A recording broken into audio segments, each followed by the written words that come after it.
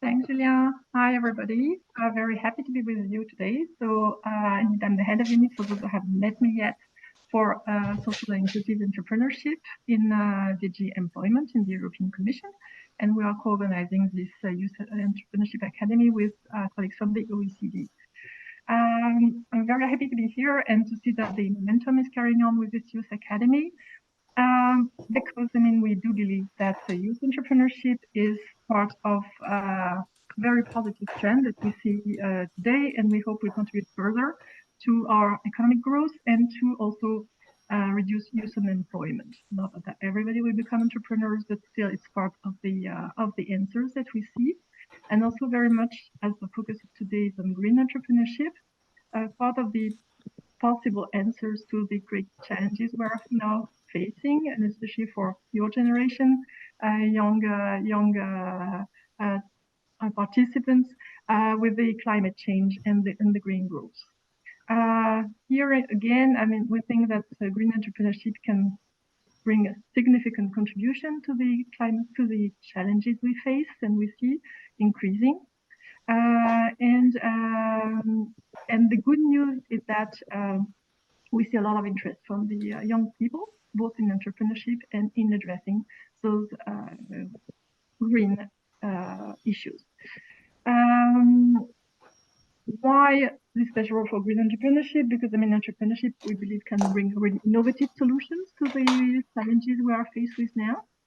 And it's a way to balance the economic growth with other more horizontal societal challenges, green and social.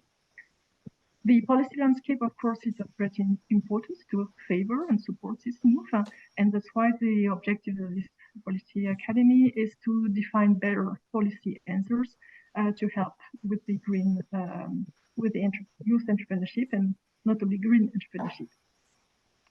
The European Commission issued a while ago a recommendation for a fair transition towards climate neutrality, where we urge member states to promote entrepreneurship in sectors promoting climate and environmental objectives, such as the circular economy. This is also very close to a sector we support a lot in my unit, which are social enterprises, so a special category maybe of green entrepreneurs, where they really put people and the planet first before profit. But beyond social enterprises, it's very nice. All green enterprises are welcome. We need everybody on board to really address the current challenges. So today's workshop is to explore how green entrepreneurship policies can support further young people in innovating and scaling their businesses. We'll have presentations, you will hear case studies, you will have time to discuss with other young entrepreneurs and also some experts to develop further ideas. Before you embark on this discussion, I would just like to flag a few things. Is that promoting the environment and its protection is not just about goodwill. And there we are aware that it's also very important to build up the skills capacity of our young entrepreneurs. Green innovators need to master what is technically feasible and desirable, and also have this management skills. In that way, my colleagues will flag in the chat a few initiatives which we have already launched and could be useful and might be interesting for you to investigate further. Like we have the platform Entrepreneurship for All, where you will find information and courses on entrepreneurial skills, including on sustainability competencies. We also are working on the ESCO portal, which is one of our nice EU acronyms about European skills, competencies, and occupations. And the idea is really to have a taxonomy of skills where which are needed for the green transition. And this is the basis, of course, but then afterwards, based on that, it helps build CVs and matching skills and with job offers for entrepreneurs and their employers. And also, always networking is very important. So you will have the opportunity to do a lot of that here today. It's very important to create a supportive ecosystem of innovation around green skills. In that respect as well, just to flag a few initiatives we have launched already and you contributed to, the transition pathway for the proximity and social economy, which is meant to build the long-term resilience and allow diverse actors to activate the levels of twin transition, so both the digital and the green. And I mean, it was really a co-creation process with a lot of stakeholders involved, and it allowed to identify 14 shared actions that are now submitted. And then, as you might be aware, I think we already discussed this initiative several times. Then entities and federations and everybody there asked to submit pledges on what they commit to do to support this green and digital transition. And of course, we also have a lot of national regional initiatives and EU business support. The Enterprise Europe Network, very important. Probably you discussed it last week as well when you had the other workshop on the innovative enterprises. There's also the Erasmus for Young Entrepreneurs Network and a number of other tools which we know are sometimes a bit confusing for you, not always easy to use all these leverages, but that's also why we have these discussions, workshops in the academy to share more and make you aware of all the availabilities around and identify what we need to do more, because that's also really much our purpose today. So here, yeah, I think I will stop here. I mean, really happy to listen to your discussions. I'm sure they're going to be very interesting for us, for you as well, I hope, and come up with new good proposals that we could integrate into our lessons learned. And I'm very positive because we see that there's a lot of interest and enthusiasm from young people to really work on addressing these new challenges we have now. Green enterprises will be at the core somehow. It's a very important block in this work in finding solutions. And that's it. So now I will like to thank Mr. Leto from the Ministry of Economic Affairs and Employment in Finland for coming to our workshop today. And I think right now I will actually pass the floor to Jonathan Potter from the OECD. I wish us all a very nice discussion. Thanks. Thank you, Brigitte. I'm going to jump in, actually. My name is David Halabiski. John is a bit tied up this morning, so it's my pleasure to be here. Well, I would have been here anyway with you, but it's great to see all of you again. This is workshop number 2, and you will remember we've got a program over a 3-year period where we're going to be getting together online and talking about different topics related to youth entrepreneurship. And today is a very interesting topic. It's a very important topic. And so we're all very much looking forward to the discussions and the presentations.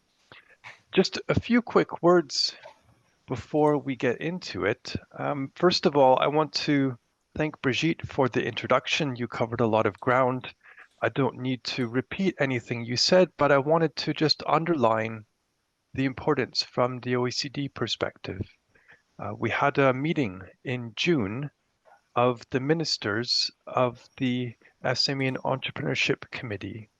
So that means really that we had 42 ministers come to Paris to meet at the OECD, and they met for 2 days.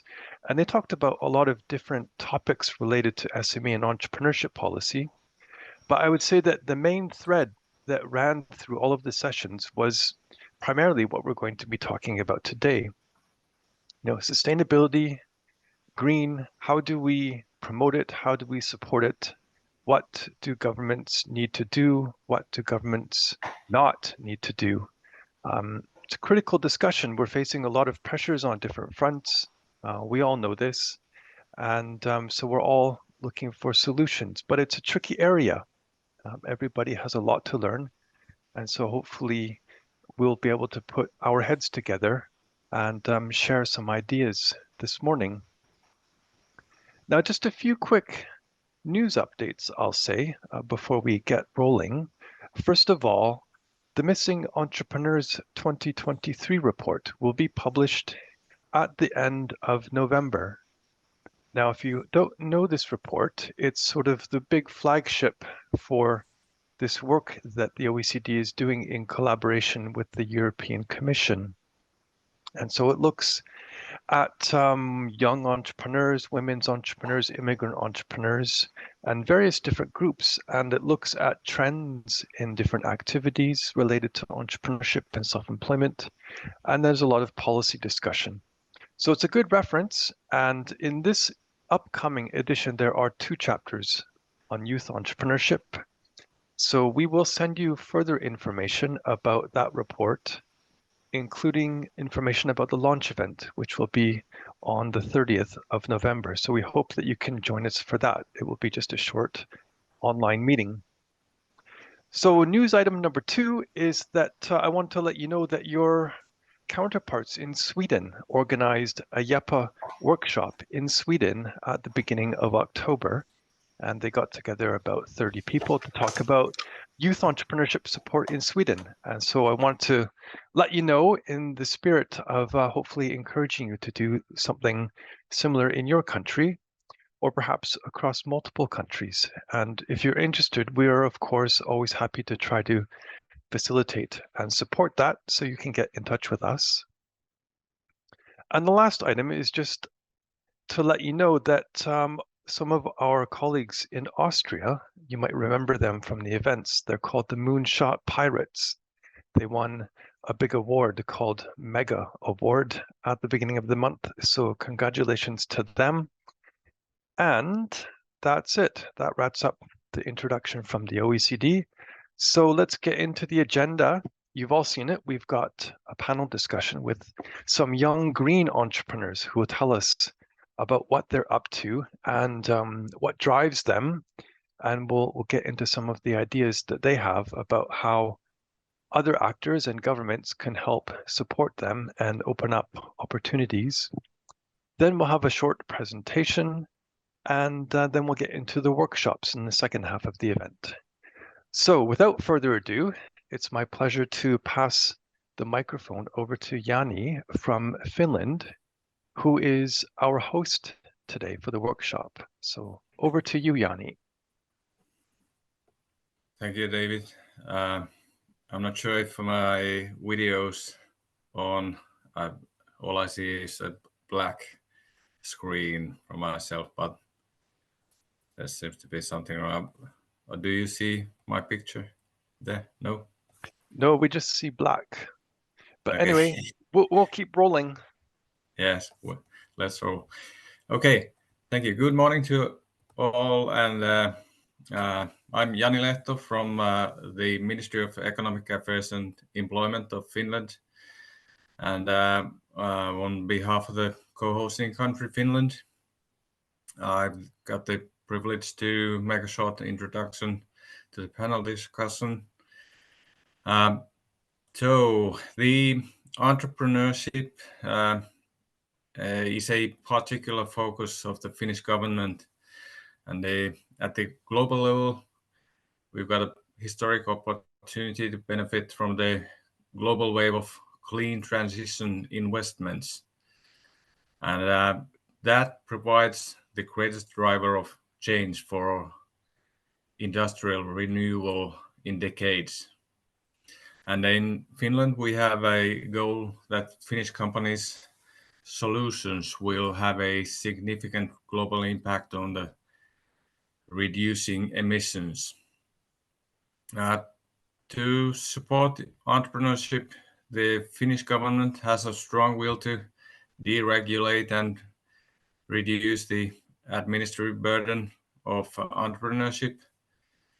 And all the overly strict regulation and bureaucracy that hamper citizens and businesses will be dismantled here in Finland. And the business activities and the preconditions of entrepreneurship will be also facilitated.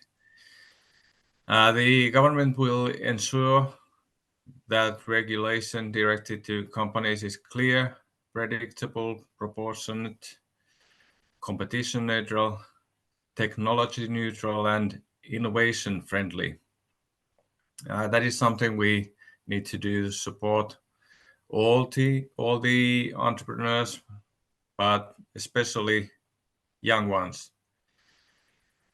And what comes to the green transition, it is clear that the companies, households, and public sector must have substantial investments in the green transition so that we can mitigate climate change and halt biodiversity loss and transition to a circular economy. Also, the change in the geopolitical situation has accelerated the need to phase out the fossil economy. And the financing for the green transition requires well-functioning and stable financial market. Most of the funding is provided by the private sector, but the public sector must create a framework and incentives. Finland is a small country, and we seek to succeed in the global market through high technology and innovations. And young people play an important role in developing innovations and creating new kind of business activities. That is why we must in particular, support young people in entrepreneurship. And they are the ones who will build the future companies and the entire working life. So I'm very excited to hear from our young entrepreneurs in the panel discussion. Thank you so much. And I will now pass the floor to Helen. Thank you, Yanni. We are excited to get started with the conversation directly with some young entrepreneurs working in green and sustainable projects. So without further ado, I would like to introduce our panelists for today's discussion. So we are joined by Mark Vetter, who is the co-founder of 4QT, and we're also joined by Fluff. I will let Teresa introduce the rest of her team in just a minute.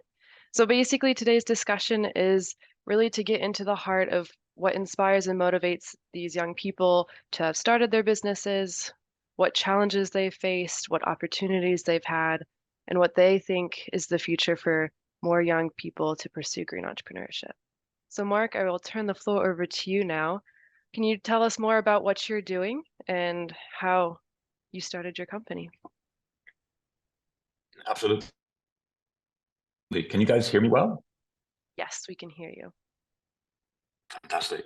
So nice to meet you all. Thank you for this opportunity. I think it's fantastic that the OECD and the European Union and the Commission specifically have such a strong interest in promoting this. I myself, I graduate actually from the European School of Luxembourg, so a very strong European roots.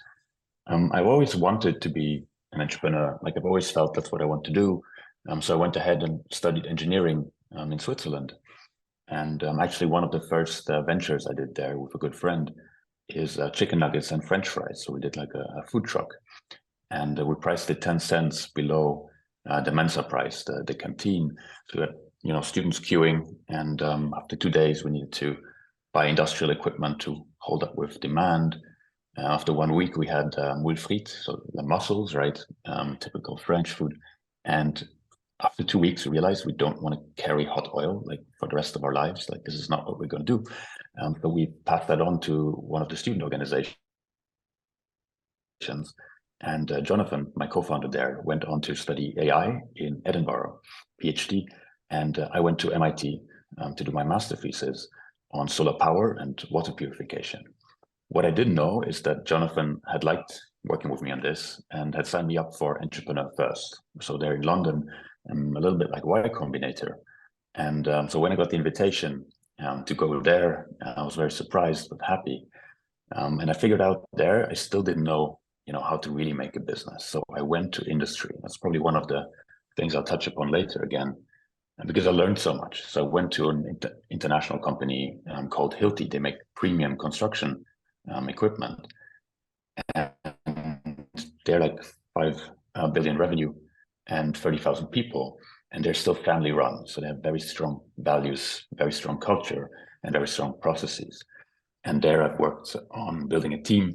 I went to IoT, Internet of Things, and then innovation patents. And I still actually get royalties from the patents I filed there, which shows you how important innovation was in their culture. And after I had the opportunity to work with On. You should think Roger Federer when you think of On, so it's a running shoe company. And the task there was to make a fully circular shoe. So you get the shoes, you run them, and when you need a replacement, you order them. They come in the carton box, right? The shipment. You take out the new ones, you put in the old ones, like as if you do a return, and you send them back. And then we would shred them and melt them down and make them into new shoes. And that's never been done before. So I worked directly with the founders leading up to the IPO to combine this subscription model with the circular economy model and launch the shoe there. And after, and this is where it comes to 4QT, I kind of combined the two, right? Taking the sustainability startup approach and the construction industry and putting it together into 4QT. Very interesting. Thank you for that. You've had a long path and journey to get to where you are today, but it's interesting to hear that you started with such a small project as a student, which actually connects very well to our other panelists who started their projects as students as well. So I'll pass the floor to Reza. Can you tell us more about Fluff and who you all are? Okay, so hi everyone. First, let me apologize because we are really not in the best setting, but we tried to connect from 5 other devices, and this is the only way it works for us. And okay, we're a company named Fluff. We are students, basically 18 years old, still in high school, and we started as student company in junior achievement. And we started to produce briquettes from basically horse poop. And these briquettes are meant to heating because what we face in Europe right now, and we face even maybe more in last September, was energy crisis. And we knew that we really can get the price of gas go down, but we wanted to create some alternative fuel that would be much cheaper, and our briquettes are really much cheaper than the gas. So everyone who has some fireplace at home, they can use briquettes as ecological, really sustainable, and very cheap gasoline. And yeah, the junior achievement was the head start for us, and then we decided that we will continue because we won a third place in the European Student Companies Festival. So we really saw some kind of feedback to our work, and a lot of people were like, oh my gosh, you cannot stop doing that, it's so genius, it's a great thing to do. So we were really motivated to keep it going. And right now I think that even in Slovakia, which is really conservative country, we have changed mind of so many people who were like, oh my gosh, I'm definitely not gonna burn horse poop to make heat. And now they're like, okay, that's pretty normal to us. So you can definitely make business that's not as fancy as maybe Mark had, because yeah, Mark was really talking about all that technical stuff, but horse poop is a start for a lot of people too. So that much from us. Very interesting. Can you tell us a little bit more about your decision to continue the project? You talked about starting as students very young at 18 years old and going through a program. What was the moment, or what was the deciding factor for you all to continue? You mentioned winning the award, but that's great recognition, but it's really quite difficult to actually start a business. So what inspired you to keep going full time? For us, it was definitely that we already had some ground. We started the business a year ago as a student company, so we had everything going. It was just a train that we already had going, and we could just go from the student company to real company really quick and easy, because we knew exactly how to do it. We knew what were our problems are already. We had our customers already, so it wasn't that hard for us. So we were like, okay, why not to try it as a real business? And what was the most important, what we had at the time, was some kind of the recognition amongst the population, because we really wanted to get into some kind of subconscious of people. We were in many articles, newspapers, TV shows, like basically everywhere, and people even started to like recognize us, like, oh my gosh, I know about you. You are the one with briquettes from horse manure and stuff. So it was like easy for us, because we knew that we have our customers, we are well known, and it would be such a shame, to let it fade off. So we just wanted to make use of it. Wonderful, wonderful. Well, let's dig deeper into some of these issues that you guys have faced. Obviously, starting a company, while in some cases can be smooth, there often are times where you need to pivot or you face challenges. So, Mark, turning back to you, you know, as you have had several different types of projects, what led you specifically to pursue the construction industry, and what kind of challenges have you faced in developing your green technology and trying to make more sustainable these construction and heavy industry, heavy equipment sector? To me, it came natural because I knew the industry by then. And I knew I wanted to build a company that, I mean, we work a lot, right? So my rationale, I'd rather work with people I know that I can choose if I'm going to continue doing this for the rest of my life. And then I looked for an issue that was big enough to work on for a long time. So we had that figured out, that we wanted to help reduce the climate impact, the climate change. And now we were looking for a need. And there we just talked to customers. And at one point, one of them just clicked and said, yes, I want all of this. All of my vehicles to be with your technology. And then we said, that's fantastic, but we're a startup, and maybe let's start with one. And we decided which vehicle. And then we asked them, well, what is it worth to you? Yeah, knowing that we're a startup.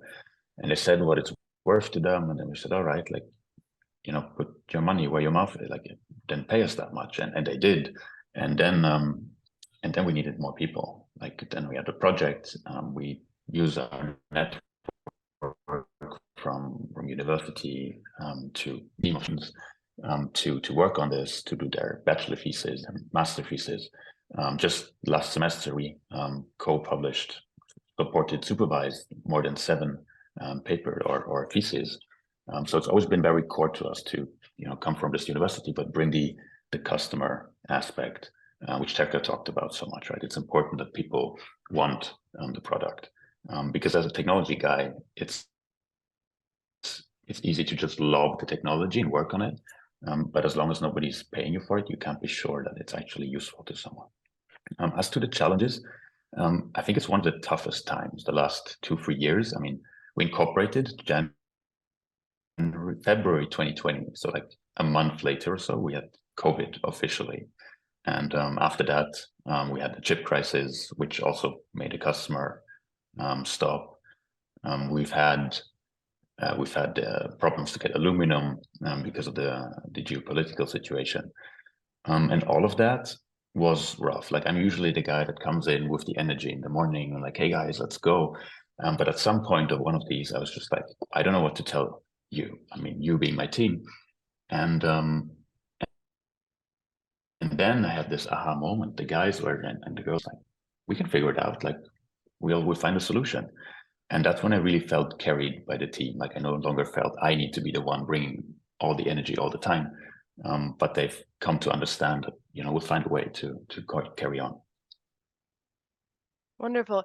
Yeah, it's an interesting point that you brought up in terms of networks. We often talk about the importance of networks, especially for young people in accessing, you know, peer learning and accessing resources, clients, customers. So in your experience, you felt that the network through the university really helped jumpstart your ability to expand your business? Oh yeah, for sure. I mean, I've at the university,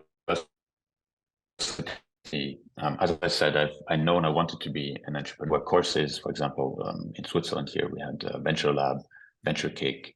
We'd have students, which is fantastic. And there, this network helps to really reach out, meet people. And not all of them want to be entrepreneurs, but all of them want to be in this ecosystem. So you're talking to the future analysts of VCs, you're talking to the future policymakers. So this is your network, right? And as you grow older, so do they, and then I have more and more say in changing the world. And this is when our generation needs to pick up, not like because we want to advance, because we have to. Like we're going to be the ones to make the decisions in a couple of years. Wonderful, thank you. Turning back to Fluff and Teresa, you also worked through Junior Achievement, which is a large youth entrepreneurship network, and you said that was really helpful in starting your idea and helping you prepare and gain the skills necessary. Did you experience any other challenges, outside of the program or converting it? What were some of your biggest hurdles that you had to overcome in starting Fluff?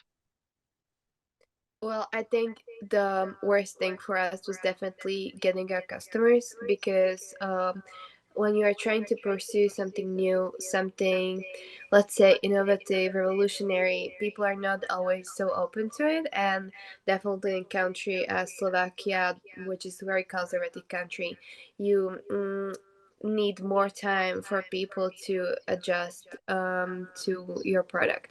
So that was the worst thing for us because, yeah, let's take some a conventional person who just likes to burn wood in their fireplace, and then you come to them and say, okay, no, let's burn horse poop instead. They're very hesitant to try new stuff because it's mostly even like older people who have those fireplaces and still like to heat their whole houses with fireplaces. So we needed to somehow show them our passion, not just because just listing the advantages of a product is not enough to sell it. So we really had to put more emotion to it, and as I said, appear in newspapers, articles, still be make appearances.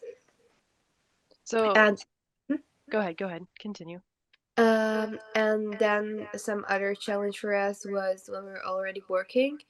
When you're students, especially in high school, and you at the start of business, you definitely don't have like too much money to like give everyone their salary and stuff.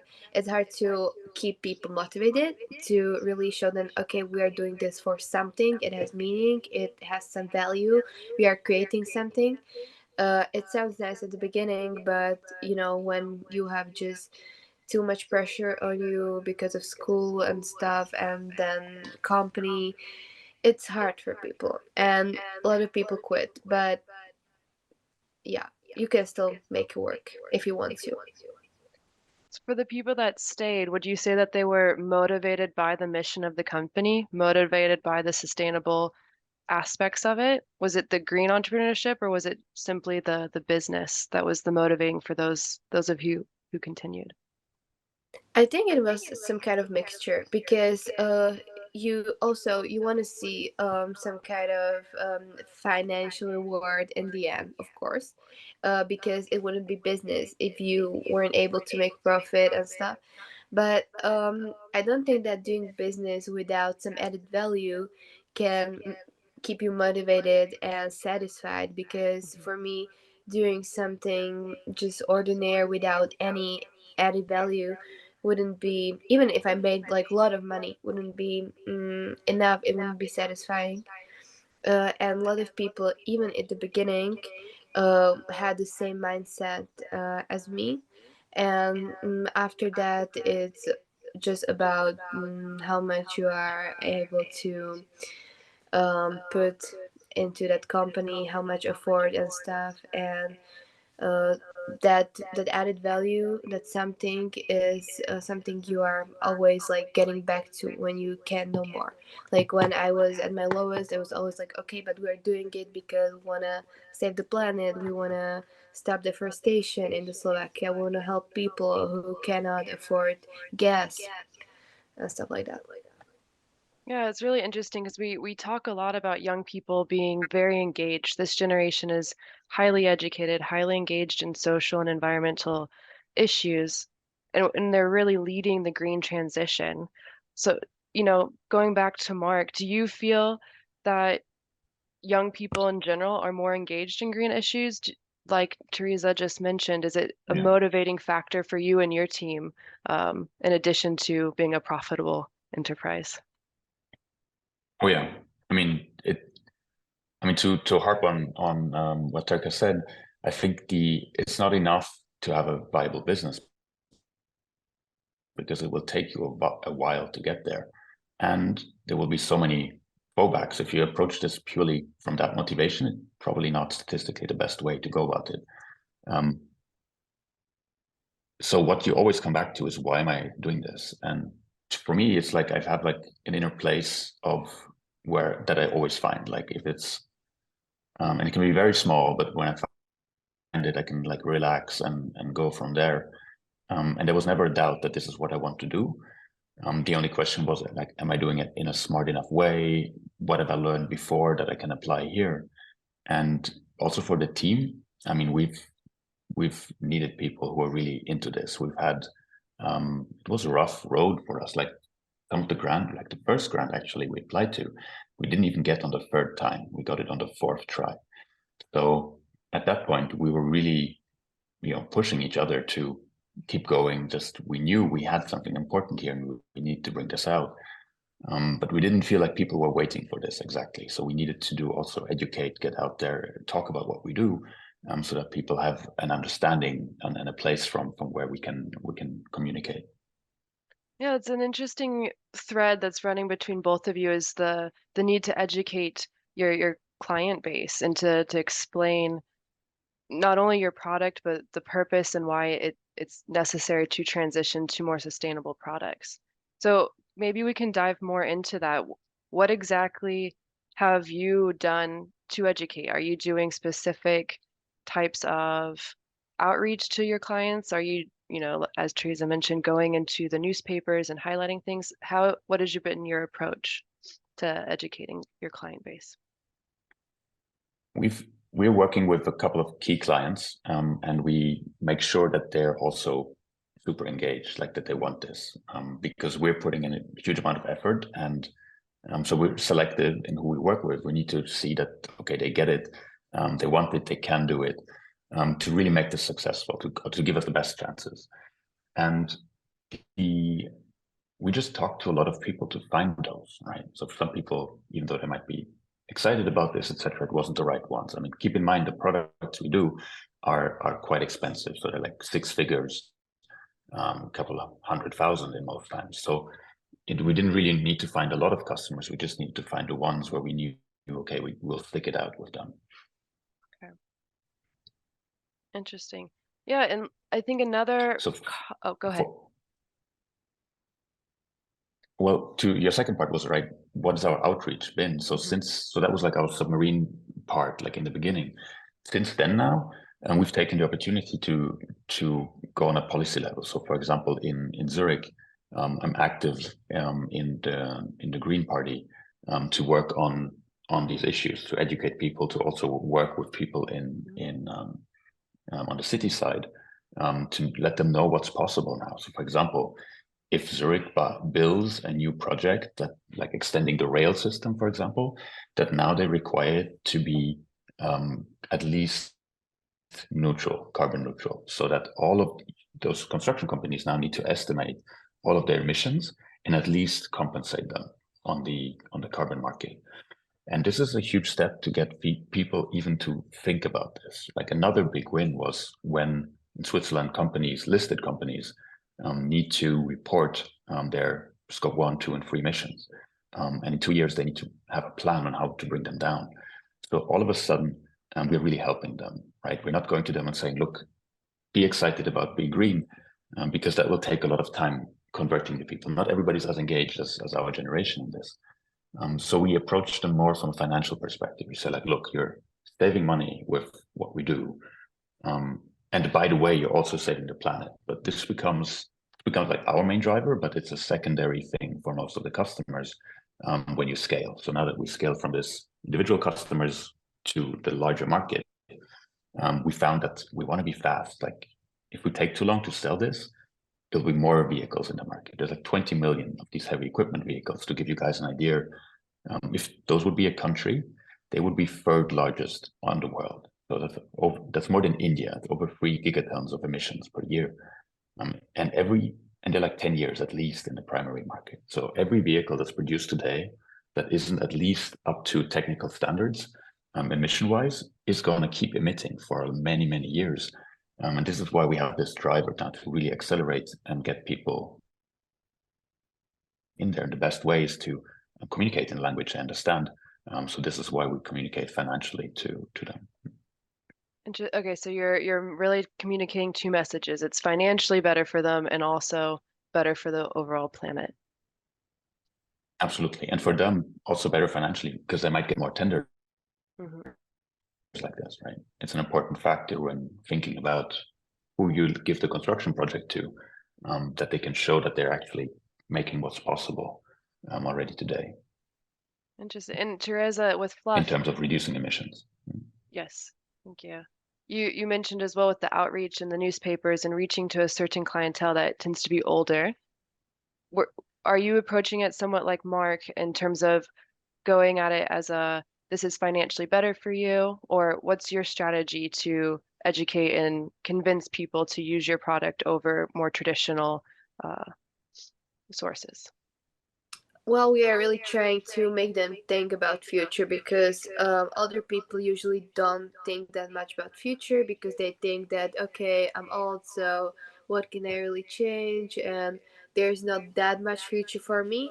But they tend to forget that they have like some kind of grandchildren, that there are going to be future generations. And when you just like slightly remind them that okay, you are not the only one on this planet, and that you can do something to make the planet like better, they tend to start listening. And then when you really give them the selling points, like it's against deforestation, it's against global warming, and then you explain like what that global warming means, like how is the actual planet gonna look when the worst case, the apocalypse scenario happens. They try to realize that, okay, it's real. And of course the price, as we said, that we're much more cheaper, that's something that's very important for them, because yeah, you can have the best selling point, how ecological it is, how they're going to save the planet stuff. But when you are some kind of pansiest, like really living on the rent, and you don't have that much money, it's hard for them, to afford it. So it needs to be affordable as well, because greener solution, when they're not affordable, are not really solutions. That's a great point. Yeah, making priority to make things affordable for people. Well, thank you very much for discussing your experience. I think we're going to pivot now to look forward in terms of what can governments do to encourage other young people like you to pursue green entrepreneurship, to pursue these types of innovative and sustainable projects? What could governments and policymakers do to make it more inclusive to young people, to inspire the next generation to tackle these problems? Perhaps we start with Mark. All right, sure. I mean, from my experience, you need to persevere, right? We had this grant we really needed to get, and we needed to keep going. Like, 3 times the charm didn't work, 4 times did. And since then we've improved. So we've streamlined that process. We've got more experience also applying for larger grants in Europe, the Horizon program, the frameworks, the pillars. Eurostars. And all of these names, like, unless you know them, also means there's like a very broad levers, right? There's very many different levers, as also introed in the welcoming speech. And it's not that easy to, know what you need to apply to. So I think that's something that would really help going forward. We've now mapped out, which kind of institutions we want to start building relationships with, and then mapped out, the financial aspect of the grant, which is important, but also we can tailor to that a specific project with a client. So that's been how we approach it, and I think that's what we're going to do more in the future too. Always with a client, us, and some funding. So access to finance is a priority area going forward, trying to ease restrictions to these grant processes, making grants more, working on outreach, making sure young people know where to go to get financial support. Is that correct? Absolutely. Yep. Absolutely. And of course, also making sure that so for example, the heavy equipment sector, they don't have emission guidelines right now. So you don't, the cars, you see that the amount of emissions, liters, fuel use per 100 kilometers, inner city, etc. The issue is that equipment isn't by kilometer. Like, some of these machines don't move very much. It's calculated by the hour.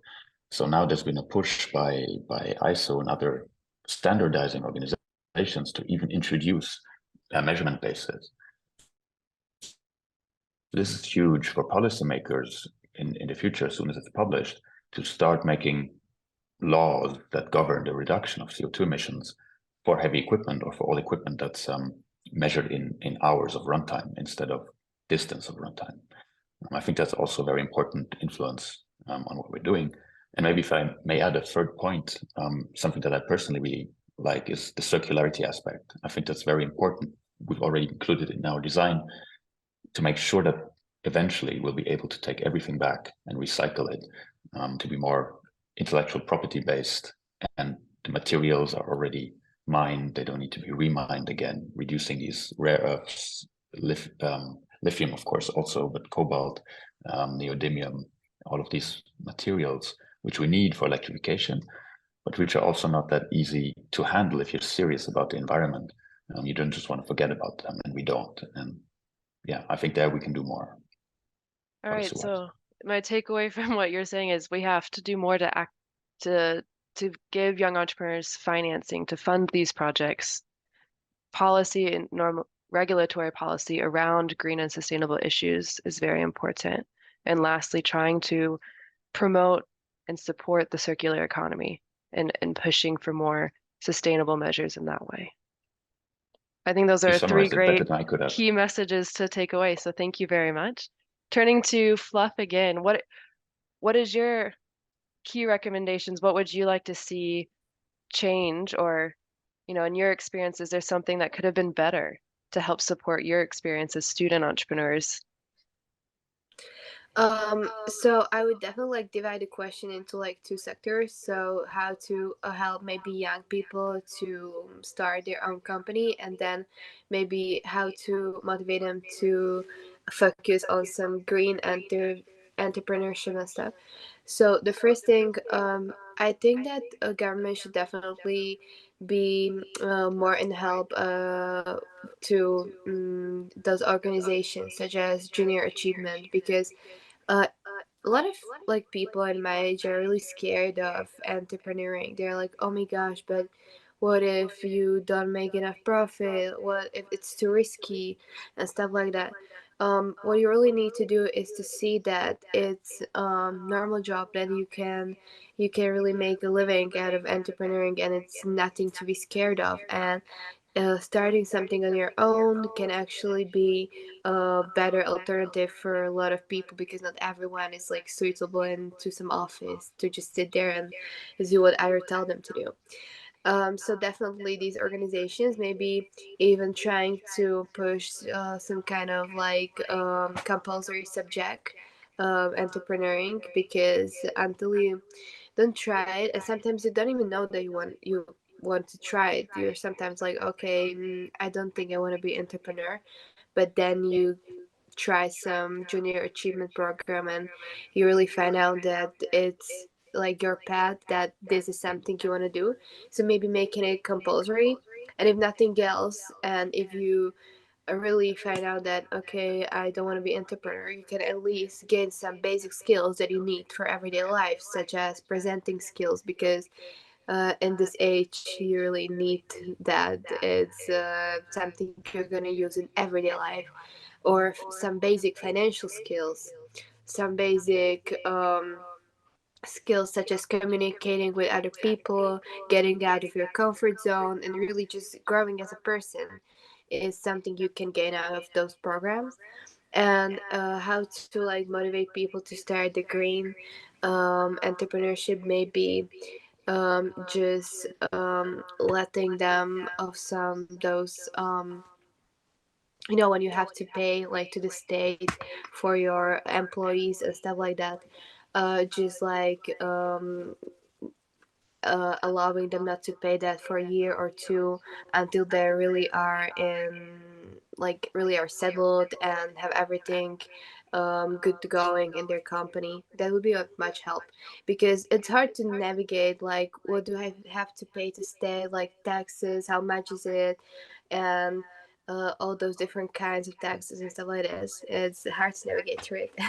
So maybe even this kind of help, and maybe some kind of mentor, if there were like some kind of agencies or something that state would provide for us, such as mentors. They will really tell you, okay, so you don't have to pay that, but you have to pay that, and really making more sense of all those laws, because sometimes you even don't know what you can or cannot do. You are just trying to navigate, and it's hard. Yeah, you bring up a lot of great topics, and a lot of what you mentioned is important in our work at the OECD. We often discuss the role of mentors and coaches in helping all entrepreneurs and especially young entrepreneurs navigate administrative burden and all sorts of different processes that are difficult when you're just starting out. And I think you also make a really great point, and it's a discussion that we've had even within our YEPA community of the need to really promote entrepreneurship and start young, to integrate that into school and to provide young people the option to introduce them at a young age to the possibility of entrepreneurship and helping to mitigate the risk involved, or educating people more on what type of risk is involved. So I think those are really great uh, recommendations. One last question, a rapid fire question round for both of you, is if you know you're speaking to other young people, what is your one advice that you would give to someone who's aspiring to become a green entrepreneur? We'll start with you, Mark. It's I think it depends on your background, right? But something that's been useful for me is to find a mentor who saw more in me than people usually saw, right? So he discounted less of the risk, or he saw further. We had this moment where when he stood in front of the second vehicle, it was like, Mark, this is impressive. Do you realize that just those big companies giving you equipment to play around with and even pay you for it, that's not what everybody manages. And I didn't see that. I was so close. And it was helpful to have someone who saw like a year ahead, for me personally, like for mental hygiene, because otherwise you're always pushing, right? It's a, it's like it's a plane taking off, but nothing's working yet, right? So you're running from here to there. You don't have enough time, not enough people. So take care of your own mental health. And for me, that was finding a mentor that was very supportive. I really like that image, a plane taking off, but nothing's working yet. That's a great one. So yes, Yeah. finding a mentor, finding someone that can help guide you or help see more long term than what you're able to see when you're down in the trenches. Wonderful. All right, back to Fluff. What is your takeaway advice? What do you say to other young people? I would say that don't be afraid of failure, because it's something you're gonna meet with like every day. You're gonna have maybe sometimes a feeling that you are maybe not meant for this, that you're not good enough at this, because yes, it's going to be new, it's going to be a lot of stuff at once. But just take it like slowly, take it your own pace, and As long as it makes you happy, as long as it makes sense to you, then it's a good and the right way to go. And even if at the end it's not such a success and you decided, okay, this whole idea was a failure and I probably need to think of something else and start over again, it's not a shame, you know. Just try. You're still young, you don't have kids to feed and stuff, so go for it. Great. I think that's a wonderful note to end on. So thank you very much for being with us today and sharing your experiences and your insights and advice. We're now going to turn to the audience for a question and answer session. So if anyone has a question for our panelists today, please feel free to raise your virtual hand or write in the chat.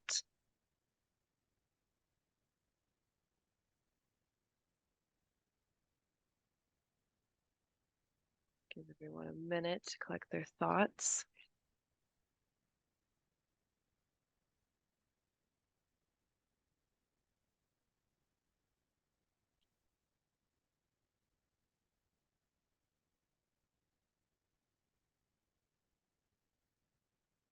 Any question? Yes, David.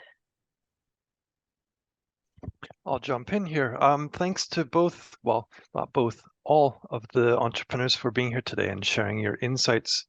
A lot of the topics you've touched on, really resonate with us in our work and the discussions that we hear, amongst the government representatives at our high-level meetings. I suppose my question is about regulations, because this is one area where governments are concerned. They're concerned about having regulations that are too heavy, and that would be, a dampening effect on innovation and entrepreneurship, and even just business operation in general. If small businesses and entrepreneurs are required to do a lot of reporting on their activities and emissions, for example. And Mark is the one that sort of touched on this a little bit. So I was wondering, I suppose directed to Mark, could you talk a bit about how you view regulation? Is it something that helps drive you and creates opportunities for you? Because you mentioned that there's no guidelines, for example, for emission standards. Or do you view it as an opportunity? Or does it scare you? Just wonder how you think about regulations. I mean, personally, I also feel we need to be wary of too heavy regulation, but it's always a balance, right? Not everybody needs to feel it's the right balance, but I think it needs to work. So, like this green innovation bringing together the economy and the environmental aspect is certainly a good place for this. What I always feel as an engineer is we need the guidelines, like the incentives, but it should be technology agnostic, because there might be some really clever person, PhD in physics or whatever, that comes up with an idea. And if it's too specific, then I don't know, let's say I'll make an example maybe to illustrate this point. Like if there's an incentive to reduce the amount of, lithium used in battery cells, that excludes all the batteries that don't even have lithium inside, right? So a better way to phrase it would be to decrease the reliance on rare earths or emissions in energy carriers. And that could be then even fuel cells, like have energy, right, and convert them. So I think this is important to keep in mind, that even though we have a technology in mind, it also takes time, for the innovations from the lab to even reach the policymakers. So it's also already behind what's possible. So I think we need to focus on the big picture there. Yeah. And I see it as an opportunity politically. I think it's very important that I've started to interact with on a policy level to understand the process also. Like it's way harder to be in politics than people usually think, right? And that also opens your eyes to what's actually involved and what you can contribute.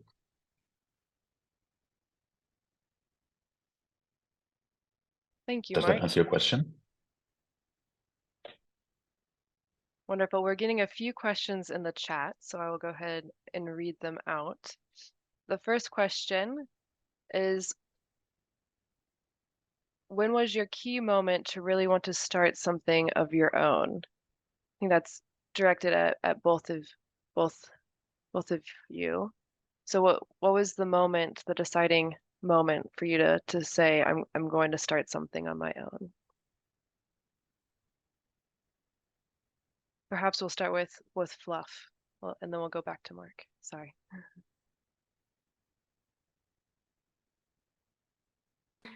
Sorry. Well, for us, it was a subject at school, and we had to start some company, and we were thinking about the product, and then this idea came up, and to be honest, from the beginning, we were really scared, and we were like, will it work? It won't work. We didn't know, but then we saw that it's solution to something. It's a big solution. We started believing in it, and then it just we're working on it, and yeah, that's how we get to this point where we are now. Yeah, we were really inspired by our own idea, I would say. Yes. Which is sounds weird, but when you think of something great and you get great responses at it, then you know that you're probably doing something that is really good. So maybe even the feedback was that we were like, okay, we want to push it like farther, and definitely even as we are people who like to do something else, we're not afraid to try even risky stuff. So And of course, in Turkey, it was really great feedback from a lot of business people. So yes, this was something that pushed us mm, to do more and more stuff. yes, when we just to say when we won the award. Yes. Yes, when we won the award, we knew that it probably has some future, and it's not just a 1 year school project. Just for the people in the audience that don't know what award you won in Turkey, what can you tell them a little bit more about that? Yeah, okay. It was Youth European Festival of Student Companies. So each country in Europe had some round of their national round when they picked the best national company, and then 40 companies from like 40 countries of Europe met and competed against each other, and we were third. Wonderful, thank you. We have another question in the chat that I think is quite interesting.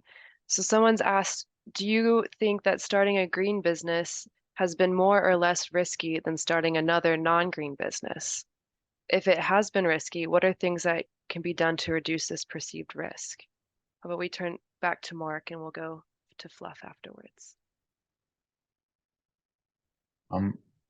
Starting a company is risky. Like less than 5% of companies like survive the first 3 years, from the top of my head. So, okay, how to de-risk that? That's a good idea, like a good way of thinking about it.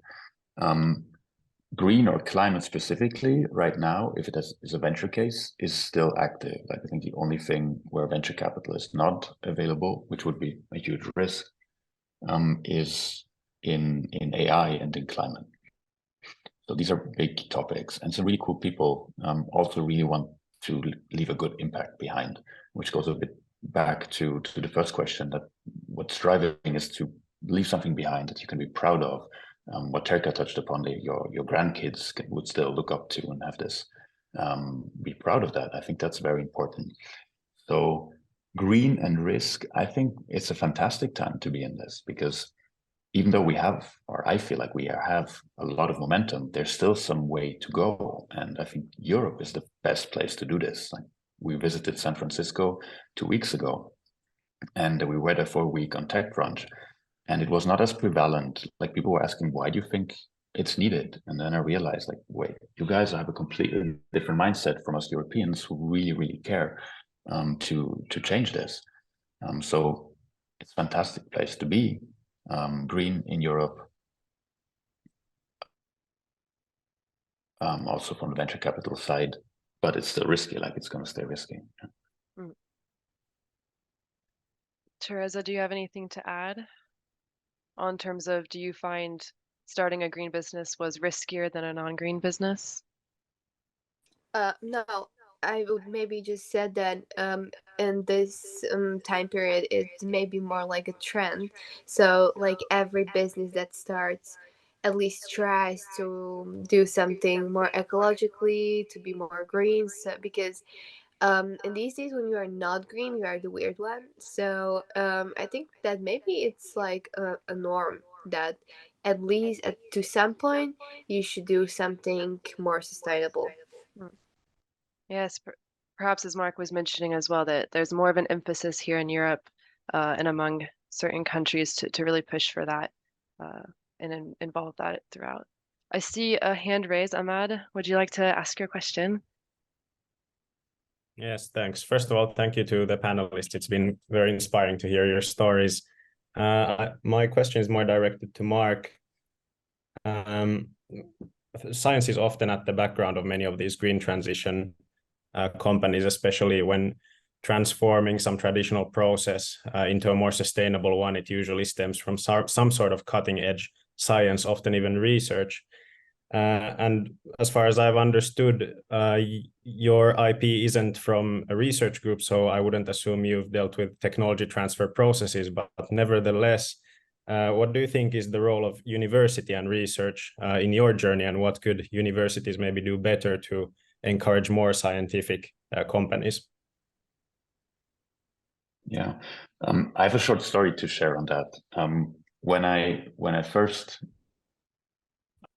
went into this, I was coming back from MIT. I went back to ETH and applied for, it's called a Pioneer Fellowship. So ETH has a lot of support for this. So this would be transfer. And then they said, oh, wait, like you didn't do your master thesis. Like they're very strong in this. And then I said, look, it has nothing to do with my master thesis. And then they said, but then we can't transfer it, right? So I think, and then I was just like, okay, whatever, then I don't do it, and then you don't help me. But it was very frustrating because it was like so much things that I didn't see why it was not possible. Now, we've come a long way since then. And there's a very, very strong support network at ETH, and I'm sure other universities, from what I hear, are also encouraging this.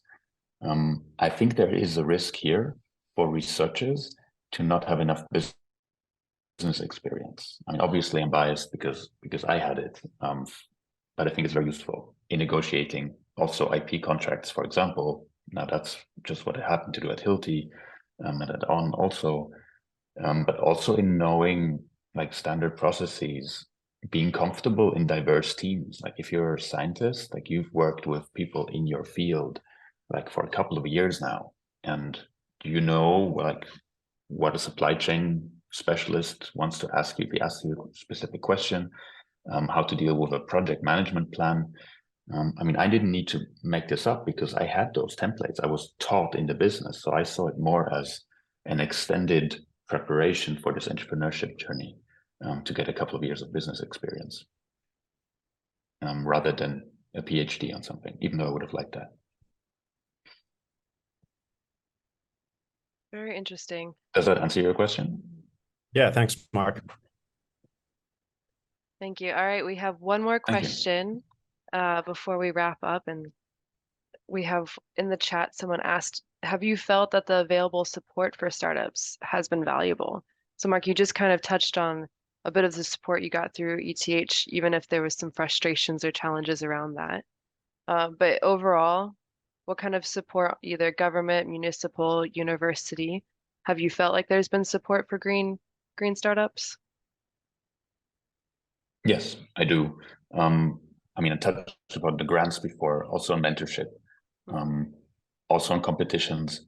I think what we learned now is you do need to, we applied to everything in the beginning competition-wise, and not all of it was fundamentally useful to us in the end. So now we look at it more from, okay, even if we don't win this, you can't go in thinking you'll win this. is it useful to me just to follow this process? Who are the people there on the board? How much is their feedback relevant to what I do? Because even though feedback is super important, like many of those people have not worked in innovation in that way that you would as an entrepreneur. Like that risk is usually not taken by people. So you need to be careful with overvaluing maybe some specific feedback. I have an example for you here. If there's a panel of people, the last time this happened, they give feedback on my pitch, and I just asked them to, instead of telling me what more to add, to tell me which slide they really liked that they wouldn't take out, and which slide I could take out to condense the message. And they contradicted each other. Like the second person that spoke contradicted the first, and I was like, voila, this is what you need to deal with as an entrepreneur, because you get all kinds of feedback. So you need to be strong in selecting what's useful to you, what makes sense. The journey already makes sense instead of just the goal. Yeah, it's a really good concrete example of the challenges you can face. Wonderful. All right, turning back to Fluff to wrap up. What was, have you found that the support has been available to you? I know that Junior Achievement obviously provided a great deal of support to you and your team, but have you seen any other available support, or have you used other local or government support? Yeah, definitely. We're offered like a lot of support. We declined most of it because not every single one was like really targeted at us. But I feel that when you're good enough and when you are like innovative enough and like you really have something special, then people are going to reach out to you and you are going to get some opportunities you didn't think you could get. Like for example, we were hit up by like 2 or 3 investors trying to like contact with us and wanted to invest to us. One was from a government funded fund, investment funds, so also by government. So if you're looking for some resources like financial resources, then definitely there was a lot of provided for us. And maybe for some skills development or something like that, I think that if you look, you can see that in this world you have every opportunity you can have. Just to look at YEPA and this workshop, really possibilities are here. So definitely you should take as much as you want to or you're able to, and every single thing is gonna give you something valuable. Yeah, so both of you are saying that there's a lot of available support, but it's really finding the ones that work and fit with your needs. So making sure that there's an alignment not only with the support offered, but with your mission and what you need in the moment. Well, thank you very much for taking the time to be with us today and to share your insights. We greatly appreciate you both talking with us. So we will now close the discussion. And I will move on to David Halavisky's presentation. So thank you very much, both to Teresa and Mark. Thank you so much for moderating. Bye-bye. Thank you so much. Bye.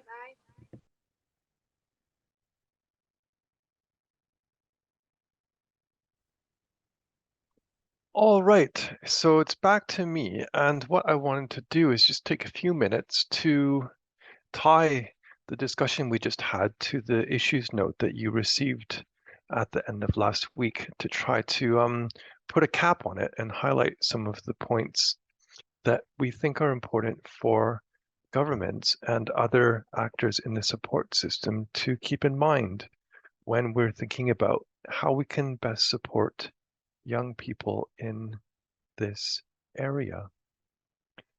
So here we go, a short presentation, and the critical area to start with is to try to describe what it is exactly we're talking about. What is green entrepreneurship?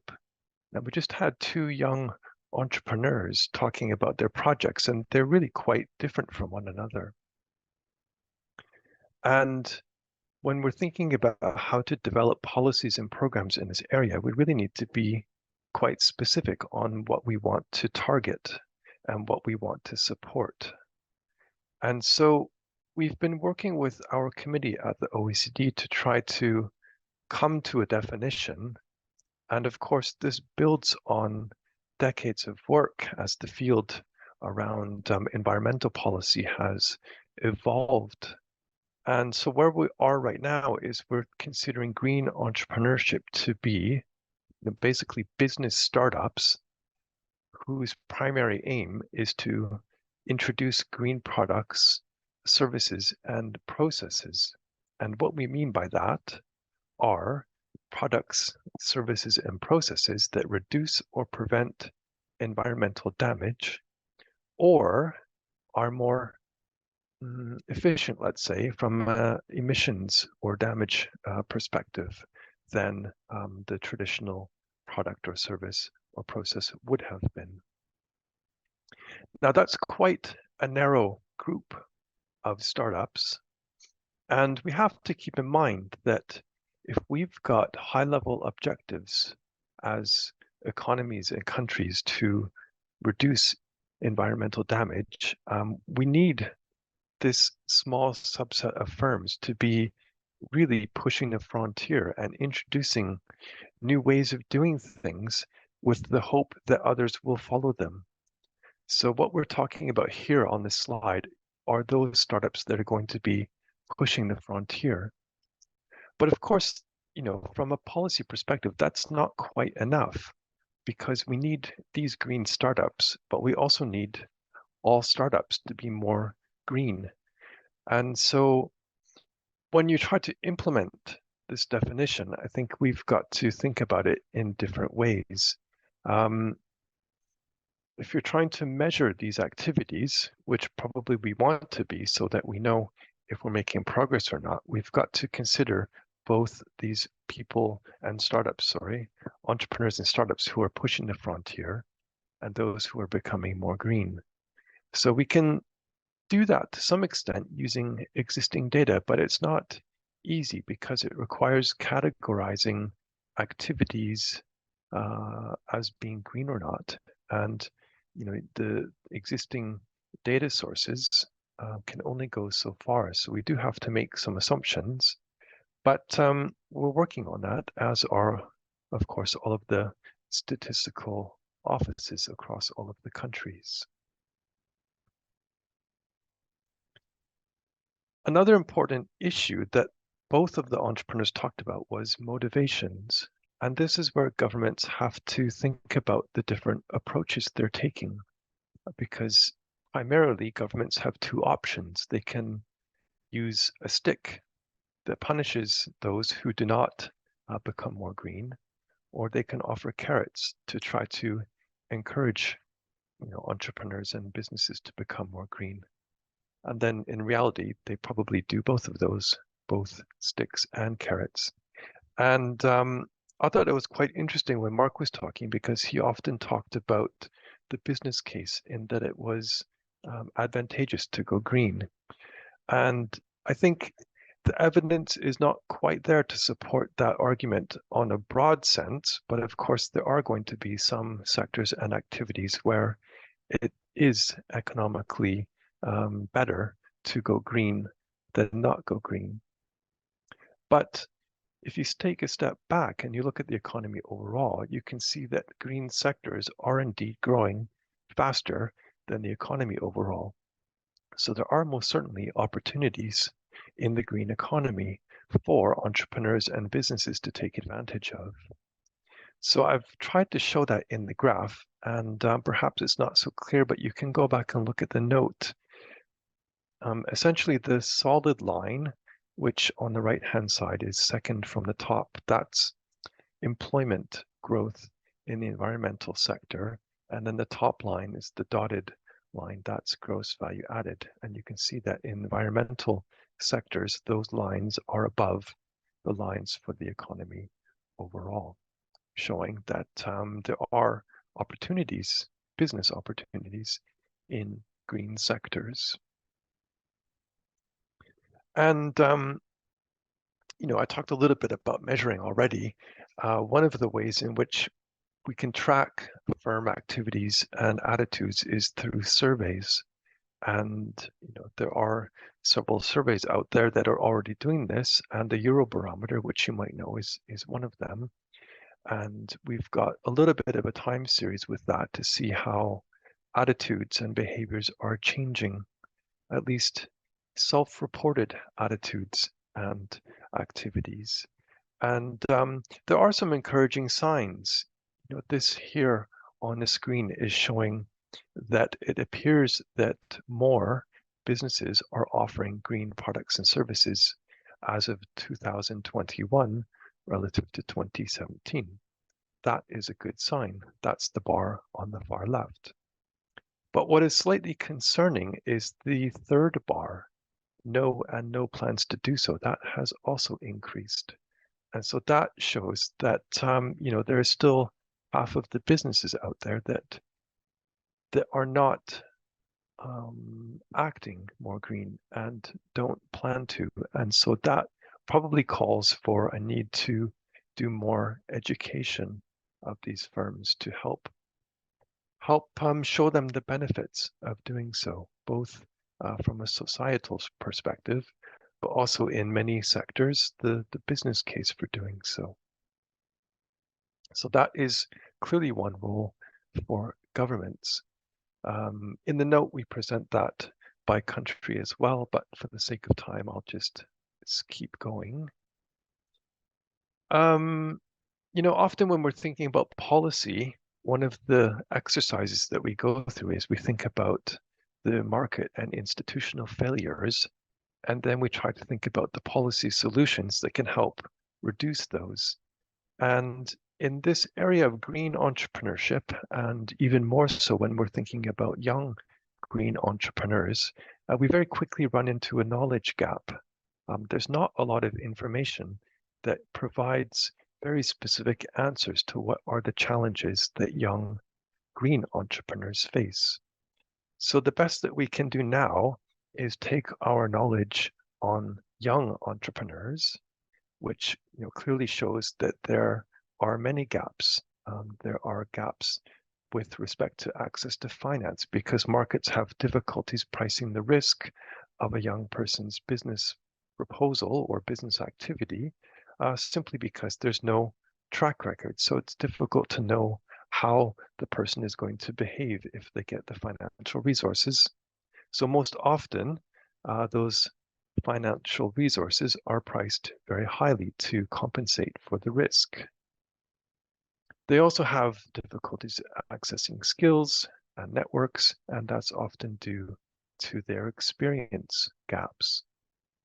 So we know that that's quite well defined. And on the green side, there are knowledge gaps, but we're starting to fill them. There is evidence that shows access to finance is a challenge, largely because a lot of the development timelines of green technologies and green innovations are longer than your more traditional innovation activities. For example, digital technologies or medical technologies. And if you take the perspective of the investors, you want your money back, and you want your money back as quickly as you can. So if you've got the option of investing in a digital technology or a green technology, well, if the risk level is even, which it might not be, the timelines are longer for green products on average. So the money tends to go to the alternatives, which in my example here is digital technologies. So there are some issues like this, and governments are taking steps to try to overcome these. And we can sort of put these two knowledge areas together about young and green and come up with a few stylized notions, which is that lack of finance is probably going to be even more challenging for a young green entrepreneur. And the skills gaps are probably going to be greater in this area. But there's a lot more research that needs to be done so that we can be a bit more concrete in our knowledge and dig a little deeper beyond these sort of high-level points that I've just made. So still quite a lot of work to do in this area. But nonetheless, governments are starting to act. And I've already introduced my notion of sticks and carrots. And I've taken a slightly more positive approach on my slide here. And I've got actions on the left, which is really about trying to create markets, creating opportunities for green entrepreneurs. And there are different ways that governments are doing this, including through carbon pricing schemes, regulatory changes, promoting the circular economy, and even introducing green and sustainability into public procurement processes. Those are all about trying to create new markets and trying to encourage entrepreneurs and businesses to move into those areas. Another way in which governments are acting is we're trying to provide support.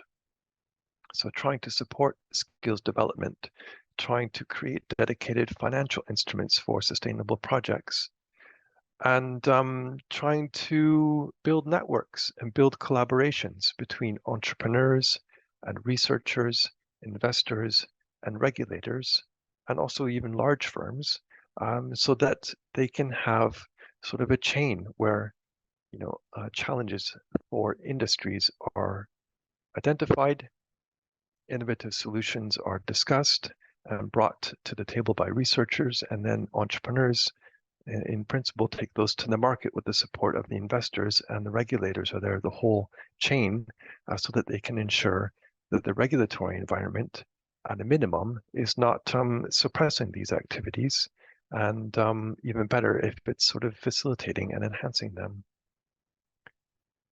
So we'll get into some of these examples after the break. We've got some case studies that we'll look at together. And I think I will stop there, and we'll have a couple of minutes for questions and reactions if there are any. Otherwise, the plan is to take a short break and then we'll go to the case studies. But I'll pass it back to Helen to moderate the Q&A. Thank you, David. Are there any questions about the presentation, about the discussion note? Any comments to be raised? Hi. Sorry, I'm in a very noisy environment, so not sure if you can hear me or you can maybe hear the noise around me.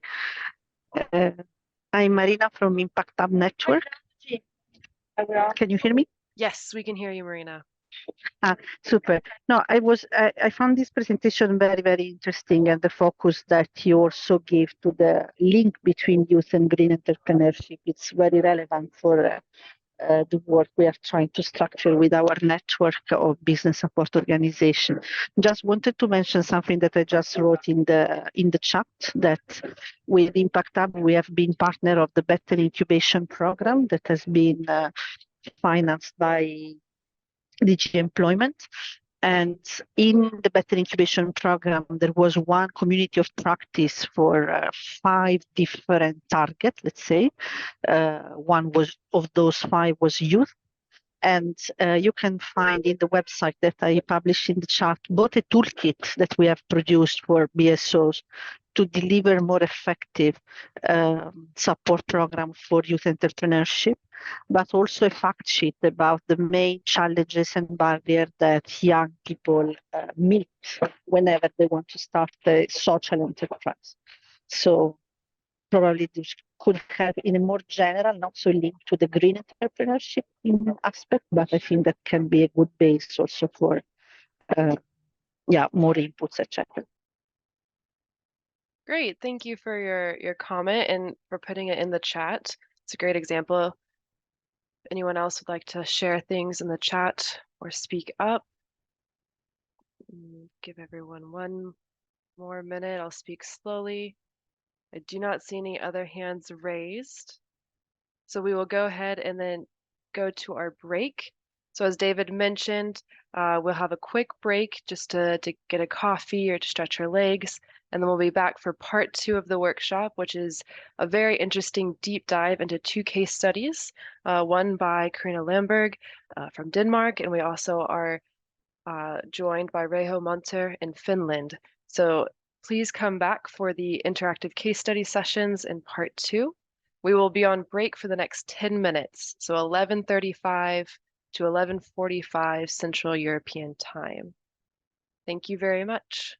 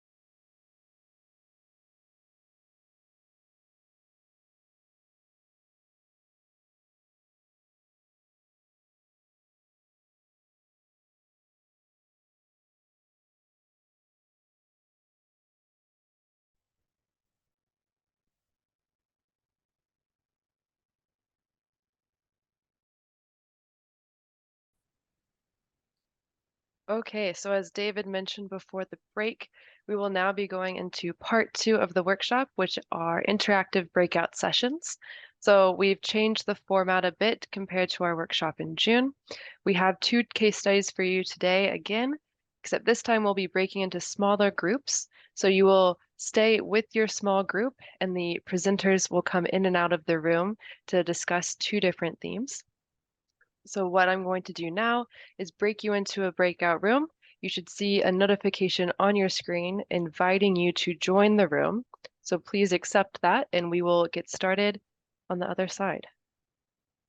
Should now be able to see the invitation.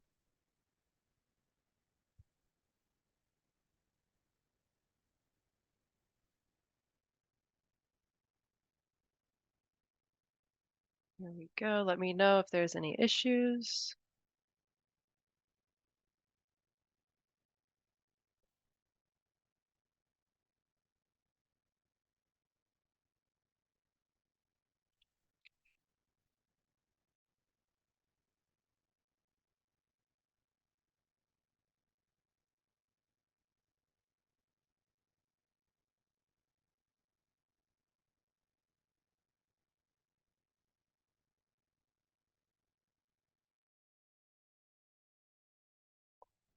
Hello, everyone. Looks like you all successfully made it to the breakout room. Good to see you all again. So I don't want to take up too much time because we have a very exciting presentation ahead of us. So the idea of the breakouts is that we will have a 10-minute presentation from our speaker, Reijo Monther, who's joining us from Finland. And then after the presentation, we'll have a few minutes for questions and discussion together as a group. Does that make sense? Everyone got it? Great. Okay, well then I will go ahead and pass the floor to Reijo. Do you want to share your screen? Thank you, Helen. I'll do so. Just 1 minute. Wait a minute. Can you see my slides now? Not yet. No.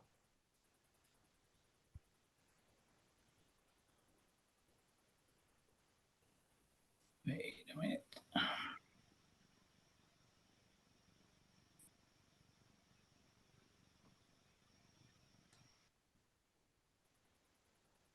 I can also share your slides if that's easiest. Just let me know. Just Ah, perfect. How I about see now? them now. Yes. Now it works. Yes, we can see the PowerPoint. It's not in full screen, but we can see the slide. Yeah, but now it's in full screen. Exactly. Thank you. Excellent. Okay, so good afternoon from Finland. It's already afternoon here, and maybe you can see my picture background that besides making world more sustainable in Finland, you can also make it from the nature. So I'm calling you from my summer cottage from the Finnish archipelago, and it's still very nice to be here. The sun is shining and so on. But let's go to the business itself. My presentation will be more about the startups themselves, but in my speech I will come back to the sustainability issues and the green entrepreneurship. So let's go forward. So we have very much tried to establish a startup scene in Finland and develop the entrepreneurship culture, and because the startups usually they work very easily together, and then they can be supportive to each other. As education is free in Finland, it means also that as it was presented in David's presentation, it means that the universities are quite close to that the entrepreneurship will become out of that. And then another thing is, of course, that starting a business is always a risk. But in Finland, we have the welfare system, which is taking care of the basic issues if you have to start again. Usually, the businesses or the entrepreneurs, either if after bankrupt or after sale of the company, they start again, and that's the culture. So these are the parts of our startup system. You might notice some familiar words there, like slush, which is an event which has become actually a business of itself.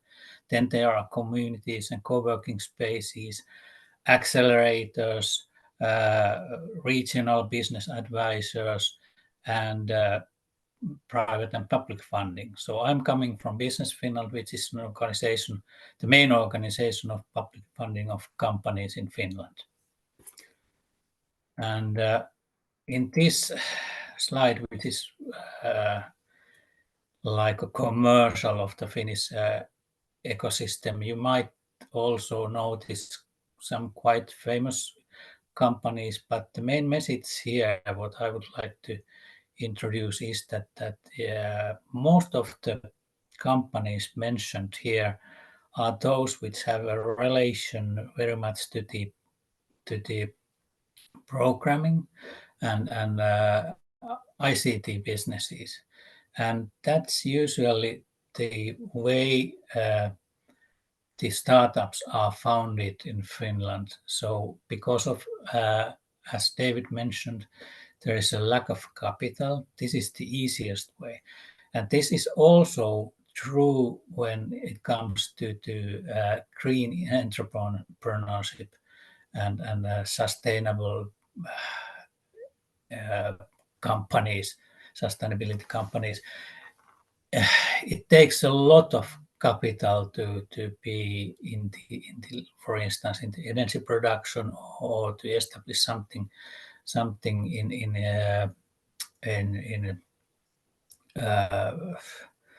actual terms. So I mean facilities and so on. So that's why the companies mentioned here are very much related to that how other things are done in the B2C market and especially with the solutions from programming. So what we aim is that by 2030 over 10 billion euros of net sales will be achieved by the Finnish startup community. And it's realistic to even to think that the ecosystem will become as an important player as the Finnish forest and metal industries are combined at the moment. And in here, please remember that Finland is one of the biggest in the world in forest industry. And also we have quite a big metal industries as well compared to the size of the country. But in the forest industry, we are much more bigger than our size. So it means that the startup ecosystem has started to grow quite fast, and also we have been able to have foreign players to join us. This means both from the capital side, you know what happens in the slush, and also that entrepreneurs are coming here. In the long term, the ecosystem is likely to become most significant cornerstone of Finland's economic growth. That's what we believe, and we want to make all the possibilities for entrepreneurship such that this is possible. In R&D investments, we have estimated that 10 to 15% of increase in the 20s will come from startups. It's quite often that the startups, also in Finland, because they are coming from the universities, the ideas are coming directly from the latest research. It means that they are, at least in the very beginning, they are R&D intensive. So it demands also funding from the public side to bring it to the level that they can really hit the market. The startups, many of those, they are concentrating on sustainability and especially circulation economy. Startups are growing at the moment. I would like to say that all of these startups I have shown there, they have their mind in sustainability issues. So whatever the business is, it's always remember that in the modern world you have to be competitive also in the sustainability issues. You can't harm the world. You have to take the advantage of your ability to make new things out of practically nothing, or at least to make it circulate so that it's possible to circulate all the needs, all the things you need for your business. So this is to show that being a entrepreneur in Finland, it's possible to combine the nature also to your work. And I think that's a big asset if you think that how the business is done. You have to be connected to the nature even in order to understand what is it all about. And now this is a slide of the funding services for young growth companies, so which means that under 5-year-old startups. First, we have this so-called tempo, which is just to enter the export markets and explore the demand, and it's a grant, 75% maximum 60,000. Then for the R&D, usually we use loans because loans are possible to pay in advance, and there are also grants whenever possible, but mainly loans. And this is to develop a service product or process or business model. So also the business model is possible to be included to the project. Then the important thing is the scaling up. When the startup has to grow,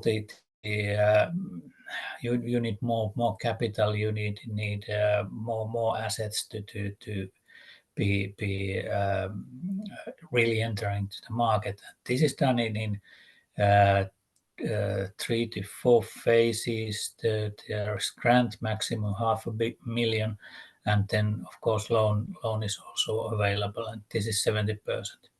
And of course these terms are such that which are coming out of the EU regulation. So I think quite many countries have the same, or at least similar. But actually the main issue is how this is done. So at that point, I would like to thank you, but if there are any questions or you would like to have an example, please let me know. Thank you.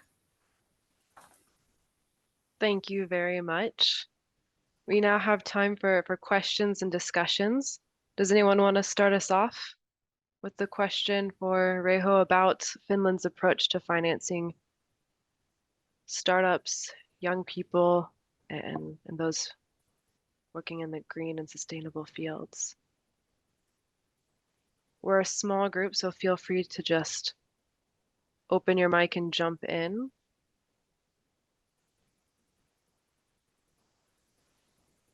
Okay.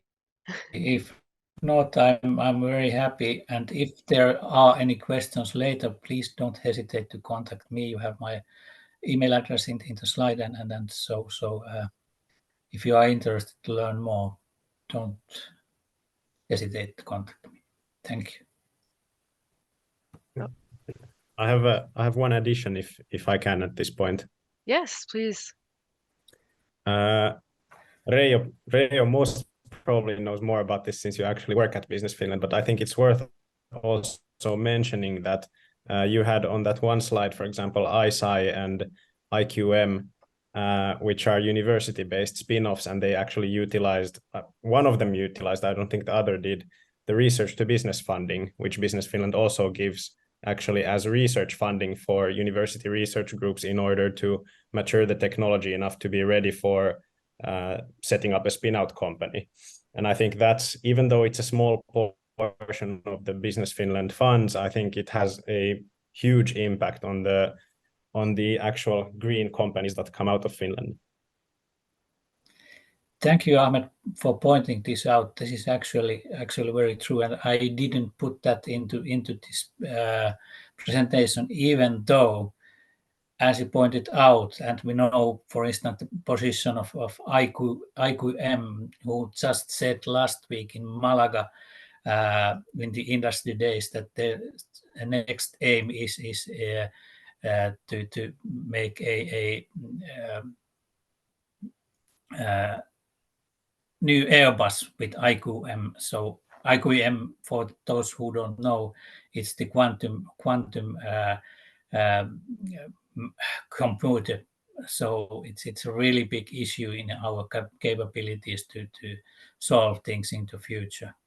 But this applies also to the green innovations, and there are a lot of those still staying in the university. At least we will find more investment ways or objects there. Thank you, Ahmed. I was wondering if you could tell us a little bit more about Finland's Sustainable Growth Program, because that's a specific program and an approach by the government to support and promote green entrepreneurship. Could you give us a little bit of background on that? Well, that program, well, I have to say that I'm not a specialist in that, but it has been a part of the recovery and resiliency program of Finland, and there the funding has been very much gone through Business Finland, like with our normal funding means. So the targets are high, but we are quite sure that these means what we have now are sufficient in such a way that we don't have to change them in order to have the targets to be met. So maybe that's enough at this point what I can say about this. Thank you, Helen, for the Thank you. question. Are there any other questions about the different approaches? Okay, well, I will ask one more. I don't want to monopolize, but I do have another question. I know that Finland also does a lot to attract not only talent from within Finland, but also from outside of Finland. Could you give us some more information on the approach to getting people to come and start up their businesses in Finland that aren't necessarily Finnish? That's a good question, and I would like to come back to my presentation because I have been prepared to that. And also, as Ahmed could see, there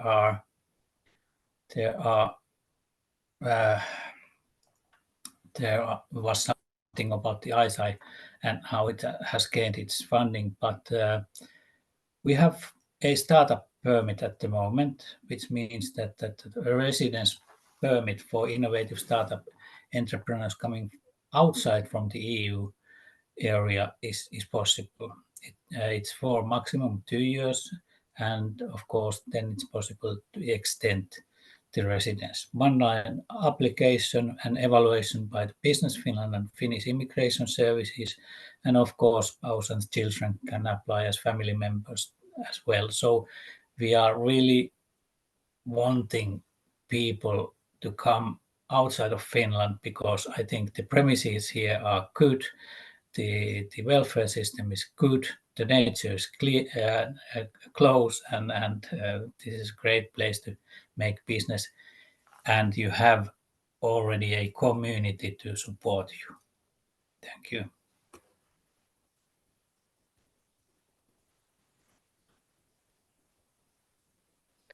Well, if there's no other questions on the presentation, we now have about 9 minutes for overall discussion from you, the participants, in terms of what type of approaches are used in your country. You know, are you aware of any programs that the government has started to encourage green entrepreneurship among young people, or just green entrepreneurship in general?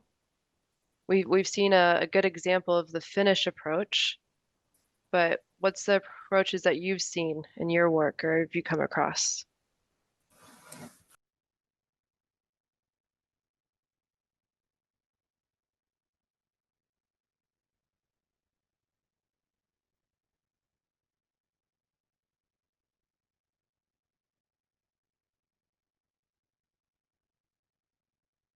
Does anyone have specific examples? Is this a priority in your country? I can share something that's happening in Cyprus. That'd be great. Yeah. Hi, everyone. My name is Hes from Cyprus. And there's actually, for the past 12 months, lots of activities for green entrepreneurship, also sustainability startups happening in Cyprus, which is really, really good to see because there was non-existent before in Cyprus. due to the small island and not these topics to be an urgent matter here. But there's a push from the United Nations and paired with some European programs, which I don't recall the exact name of the programs, but they are sustainability and green entrepreneurship accelerator happening in Cyprus. And it is mixed with peace building because, as you know, Cyprus is divided into two. It happens at the United Nations buffer zone, these accelerator programs. And last week I was actually running one workshop for them for idea validation, and I reviewed what they're doing in the program, and it was really nice. And the outcome of it was nice because each team has a chance to get also 25,000 euros at the completion of the program. So it's not like a competition, but it's like an evaluation at the end, which really motivates the team to work hard and put some extra hours within their busy lives to work towards their ideas. And I reviewed 25 ideas in that program, and they were all very unique and very promising. That's really interesting. Thank you for sharing. Just as a follow-up, I'm curious, for the accelerator, what were they covering? You said you looked a little bit at what they were offering. So basically, they focused on one, is it a green tech, clean tech? Is it pretty open? Basically, the program is more generic of how to accelerate a startup, but the requirement to enter this accelerator is that this teams needs to be in sustainability and green energy field. It's only for that, so they're not intaking any other teams from other industries. I also have a follow-up question. I'm sorry if I missed this. You mentioned peace building, which sounded really interesting. What was the relation of this accelerator to peace building? So basically, UN has this sub-unit within Cyprus called UNFICYP, which is UN peacekeeping forces in Cyprus. And their plan is not to unite, I wouldn't say necessarily the North and South, but start the communication and the talks and collaboration between the two sides. So what they do, they have one, let's say, center within the buffer zone, meaning that it's not in the north, it's not in the south, it's right in the middle, operated by the UN. And they have an innovation center within the buffer zone. And what they do to promote peace building is they invite people from both sides of the island to meet at the buffer zone and work together. So that's their peace building aspect of this program. Great, thank you. I think I saw Marina's hand go up, and then we can go to Vicky. Thanks. Yeah, just wanted to share you that bringing you a bit the dimension of a network, a European level network as Impact Hub.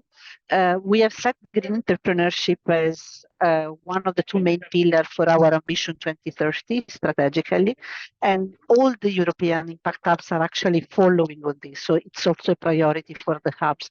What we can see is that the local government are really reacting in a very different way. So whenever work in I don't know, Impact Hub Bucharest, there is very limited support by local funds comparing to Impact Hub Amsterdam, for example, or and I would say that even we are trying to mapping this opportunity. So as soon as this mapping is ready, I can share it with you also at the regional level, because, for example, we have 7 impact hubs in Italy, and the region of Lombardia is reacting very different. It is opening much more opportunity comparing to Sicily, for example. So this is something that we are currently studying exactly to support better than our members, especially opening to EU opportunities wherever local funds are not really available. Thank you for sharing that. Vicky, go ahead and turn it over to you. Also, I would like to say that I'm coming from the Ministry of Energy, Commerce and Industry. So as Ministry of Energy, we're going to apply a scheme for the circular economy by the end of the year. It's through the RRF fund and the Cyprus government with a total budget of 90 million euros. The objective of the scheme is to the industrial sector is to exploit new business opportunities to improve competitiveness and decrease operational costs. This is something new towards the culture of the industrial world in Cyprus, but also for the people. So in order to learn to know how to recycle better, to reduce waste, and also to buy things or products that become more recycling and how to reuse materials or products. We have also started through this program the promotional campaign for circulating, for cultivating the circular economy culture among businesses and public, and is running now for a budget of 500,000.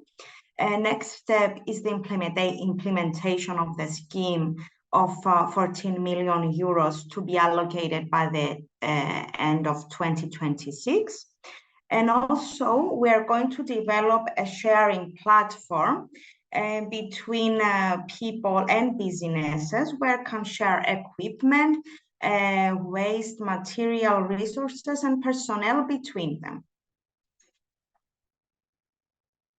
Wow, that's a very interesting scheme. Thank you for sharing. We'll be curious to Yes, hear how it goes. it's a new scheme, it's a new start, let's say. So we are very new also, all these things, but it's a very good start. Wonderful, thank you. Thank Well, we you. have about 30 seconds to wrap up.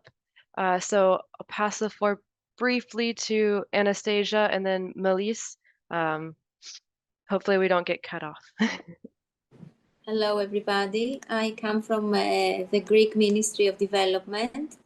Generally, the issue of green transition falls within the top priorities of our country, and there have been undertaken several initiatives for the green transition, which fall into the general, the national plan of action plan for energy and climate, Greek public contracts and circular economy.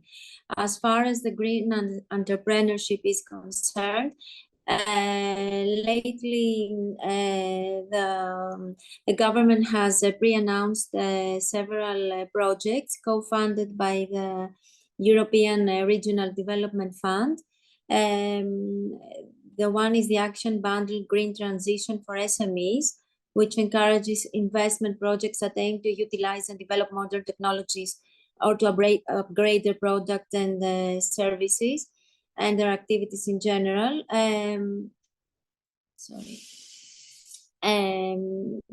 So there is a funding for these enterprises, for new enterprises.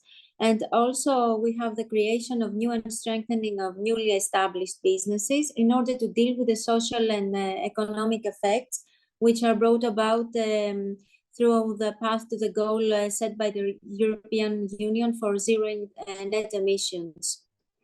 These are for the moment the most the projects that are addressed to new enterprises. But there are several other initiatives within this time undertaken for the green transition. Thank you, everybody. Thank you.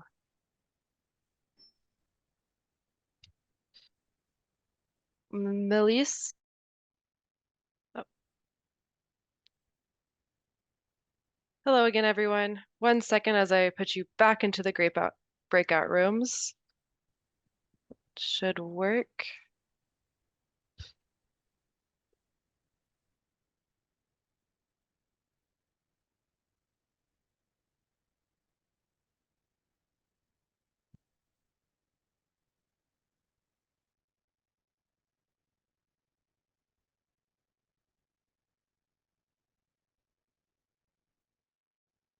Sorry about that. It automatically closed on us. So hopefully we've all made it back to the session. To keep going, Melis, do you have a comment very quickly before we move on to the next presentation?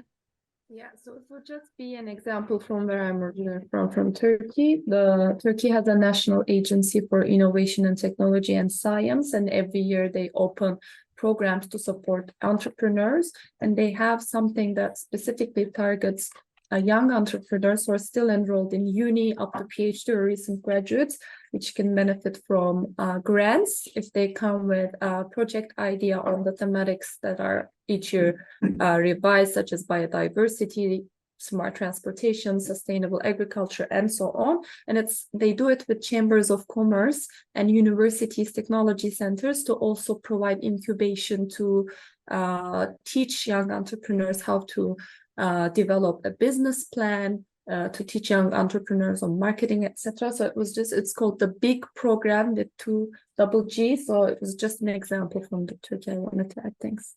Thank you so much. Well, without further ado, I'm going to pass the floor to Karina, who is our second speaker, who's joining us from Denmark, from DTU. So over to you, Karina. Thanks. Can you share my slides, Helena? Yeah, Helen, sorry. I heard that worked quite well. Yes, I can do that. Great.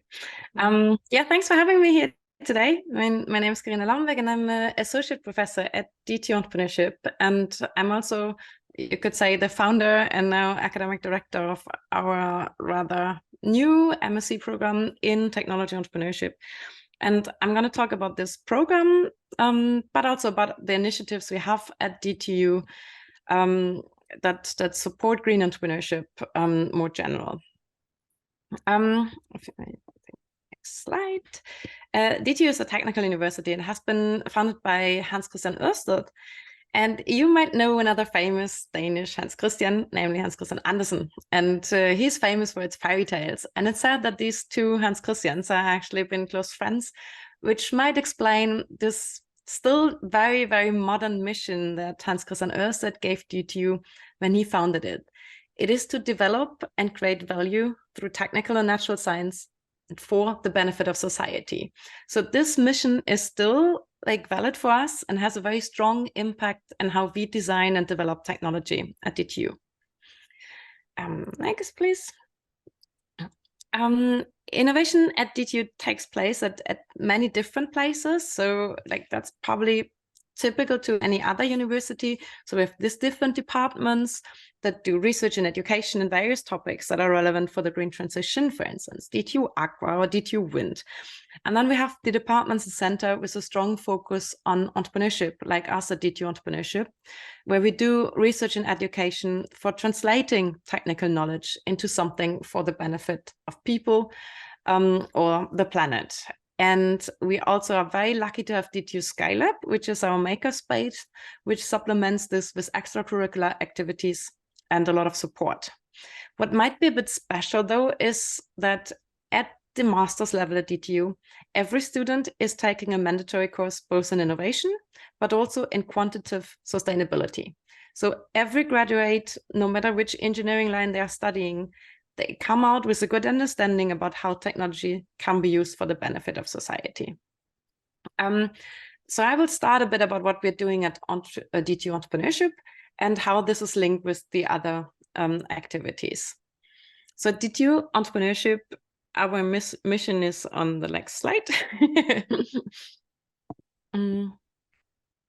which is to develop or to build entrepreneurial capabilities to benefit people, society, and the world. And we do this on various levels through our research and our innovation activities, but mainly through educating students. And we teach students in entrepreneurship courses across the entire university.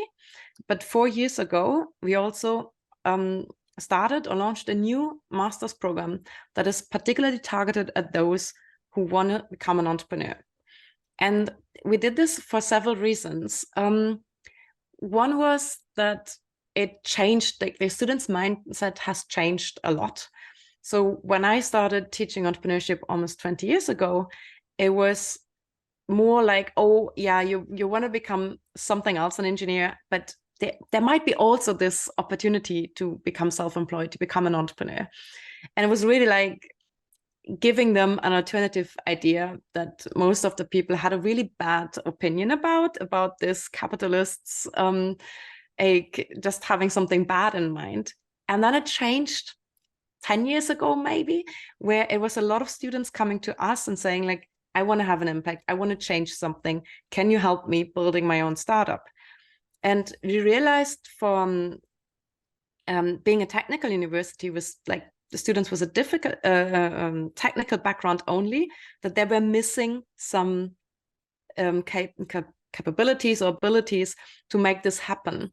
So when we launched the master's program, we launched it with this tagline, which is on the next slide.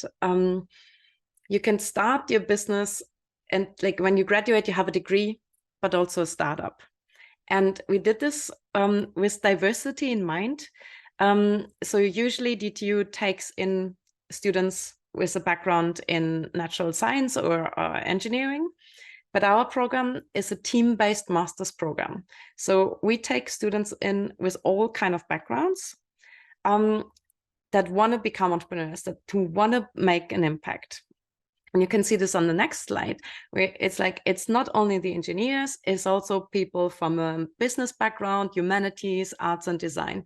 And we really believe that to build a successful startup that can make an impact, we need these diverse teams. Diversity in looking at a problem, diversity in finding different solutions. So diversity in background, but also nationality, age, experience. And when we select these students, because we have an annual intake of 50 students, but we have like 120 to 150 applicants, we do not only select them on their grades. It's actually not really relevant for us, but we look at their experience and motivation. And we develop these students on several axes. So one is obviously to develop their like technological understanding, but we also want to develop them as entrepreneurs individually and their startups. And what you see on the next slide is, I think that the slide has like several clicks to make. In the background, you see actually our makerspace. And that's Skylab. That's really nice, where students can go into different workshops and just really like try to build things with like all resources that are needed. We also teach in there these courses. And what you see in the middle is this startup track in this master's program. So students come in, and in this course called feasibility studies, they meet their cohort and they try out different projects. They can be challenge-based, they can be technology-based, but they can also bring in their own ideas. And they try in different rounds, what is the right projects to work on? What is my business idea, the one I'm really passionate about? And what is the right team to work on this together? Then after the first semester, they go into a 3-week intensive course called due diligence, where they prepare for the next steps. Who is still missing on the team? Making a roadmap, what is still needed. Then they go into a course called XTech, where they get some prototyping funding. They can team up with students from other courses at the campus and really try to get ready, show their proof of concept. It's an incubator where they also compete for some prizes in the end. And the finalists can go into an incubation program called XTech Plus, where it's really this step from we have shown our proof of concept to now we want to launch the company. And this launch can also be written about in their thesis. So while they're in XTech Plus, they get a board from us, which is a different educational offer from the center, where we teach executives to be on a board of a startup. And then they work together. So the startups get a board, the students and the board education, they get a startup. And that works extremely well because there's some more experience and knowledge coming in. We have done a master's class called the Green Deep Dives, where we actually teach investors. We teach them about technology to make them ready to also invest in our startups, because there's a lot of soft funding available, but sometimes the transition to the often needed hard funding is not there. So we also teach the investors to be ready for green investments. And then after their thesis, the students can go into the Green Up Accelerator on campus, but also into other programs like InnoFounder, where they actually get some money, like a first salary as well. And all other students, as I mentioned, they're taking a course called Innovation Engineering, or if they're a bit more experienced, facilitating these innovation engineering groups, which are all challenge-based as well. On top of that, they have this mandatory course where they actually have to show what does impact mean? How can we quantify it? How can we measure it? This is what all students are going through, including ours. And then we have different extracurricular opportunities that they can do if they're into this space. So they can compete in a Ignite program offered by Skylab. We have an annual Green Challenge that is also open for students from other university, where again you can get some prize, some funding in the end. We have the Ecotrophilia Challenge if you're more into food, and a new project which has just been launched together with a pre-seed investor called Earthbound, which was formerly called Green Pact, where you get a surrogate entrepreneur on board that helps to make this is very climate focused, to make an impact with the right people on board. Skylab has their own funding as well, and every student, no matter what they are studying, if they want to start up a business, they can write their thesis about it. And on my very last slide, there are just a few examples of this very new program that we have launched 4 years ago with very successful startups. So if you click 1 or 2 more further, so we have 3, there the next one is 3 quite successful young startups out of this program I was talking about. Still one further. I don't know if I can. Yeah. For instance, on the right side, Tempty Foods. They do meat alternative protein based on mycelium. They are now, this was the first cohort. Martina in the middle was one of our first students, the first one who completed her thesis. And their product is now also sold in our canteens. Very successful, very nice partnerships. Really great startup. Animo Robotics, they are in their 3rd semester now, so they're still studying. They just won the Danish Venture Cup with a product with underwater cameras that is assessing marine biodiversity, or peats that are using satellite data to restoring peatlands. So these are all like students from the program, still like ongoing with their startups, quite successful, where it's this combination of using technology for the benefit of people, like I started my presentation with our mission given by our founder. That was it from my side, so I'm very open for any questions that you might have. Thank you so much, Karina. I'm going to stop sharing the screen so I can see everyone again. Just, oh, great. We already have a hand. Go ahead, Jesper.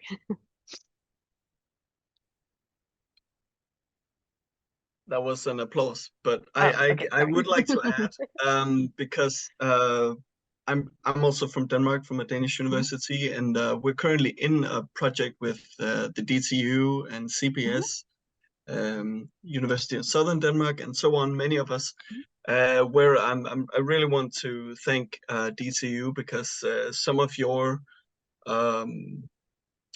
dedication to green entrepreneurship has been really useful. It's a project where we're trying to figure out how can we make sure that all universities in Denmark have some sort of lowest level of impact that we want to see from the students that we produce and the startups that we create. So yeah, we're currently working on that, and it's partly based on actually some Swedish mindset from Lund University, where we look at, okay, well, at least every startup should not damage the planet or damage society. So how do we base sustainability from a point of view depending on which area they find themselves in? So yeah, but very nice. Thank you. I think that is exactly our approach as well. I mean, of course, we would like to see as many like very positive, impactful startups as possible, but the bare minimum is like, and that's where they have to go through this life cycle assessments, all of them, and we're using the ESG napkin by Pre-Seed Venture to teach them how to assess what an impact, positive or negative, your startup actually have. And I just really like seeing this mindset in investors now as well, and the EU taxonomy, where you have to kind of show like your footprint. I think these are all the right like developments and directions that like the startups we see now, with the right mindset of the students anyways, also going to the right mindset of the investors. And I just think like things are really coming in place now, and it's just wonderful to see. Wonderful. Are there any other questions? Thank you, Jesper, for being willing to intervene. Sorry, I misinterpreted the clapping applause. Are there any other questions for Karina and D2U's approach to green entrepreneurship skills and supporting young people in starting their own businesses, or comments?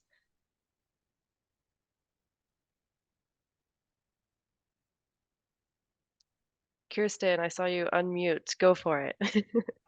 And if you see that the number of students increase, that they want to be part of this brilliant program. Yes, I mean that master's program is only there for 4 years, and we see an ever-growing number of applicants.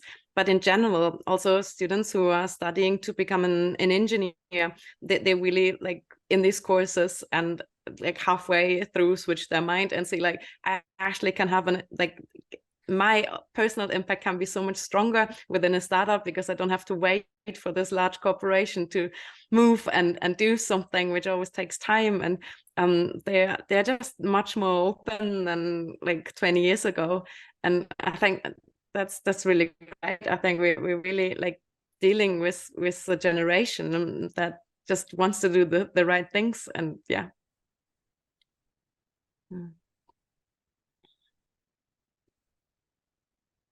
I'm going to jump in with a question myself.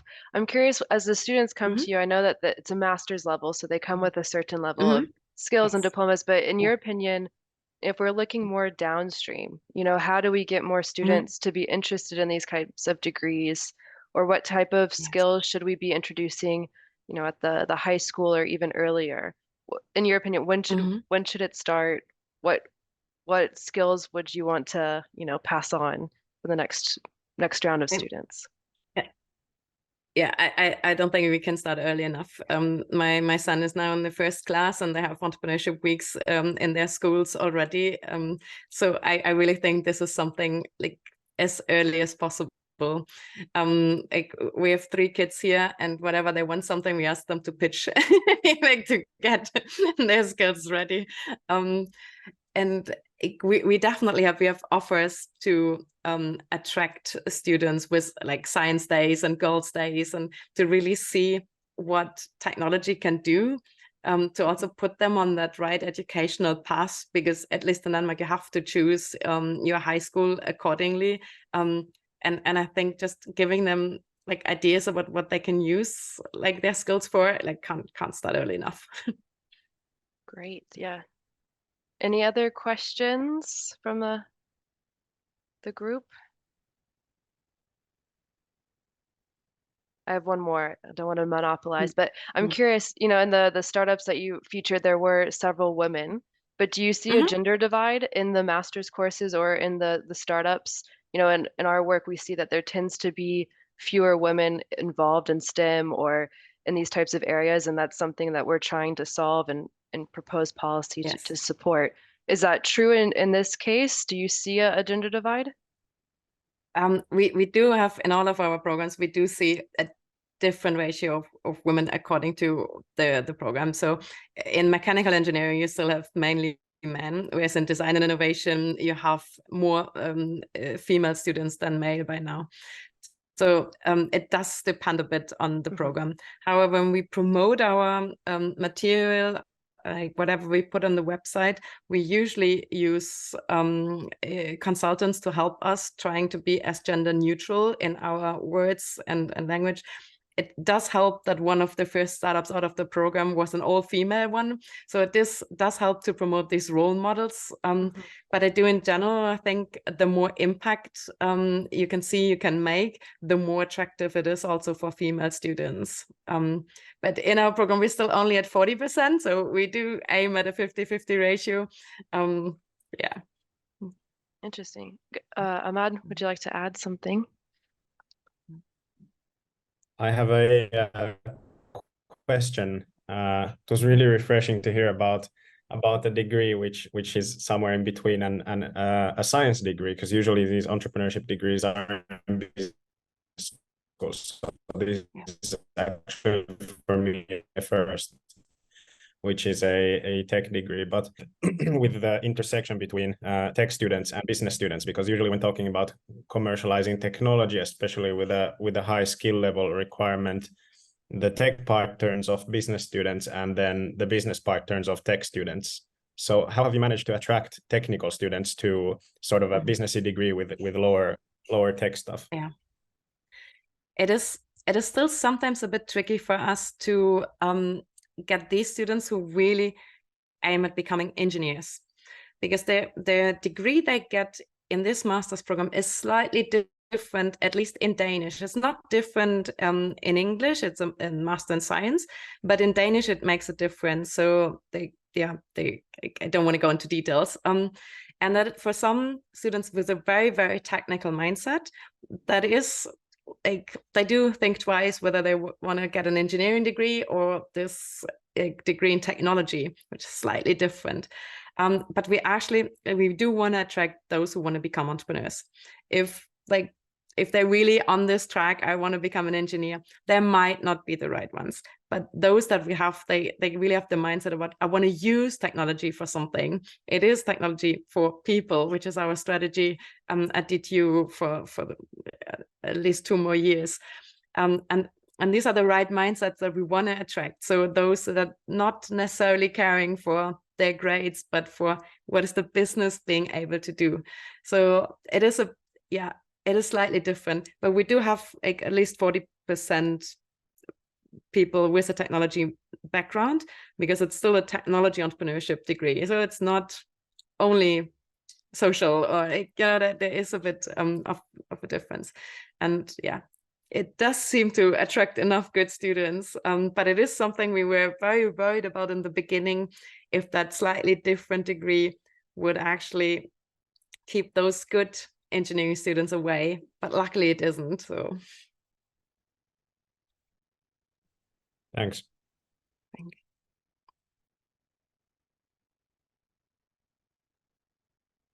We have about 5 minutes left for any questions or discussions before we come back together as a large group. Are there any other thoughts from you all?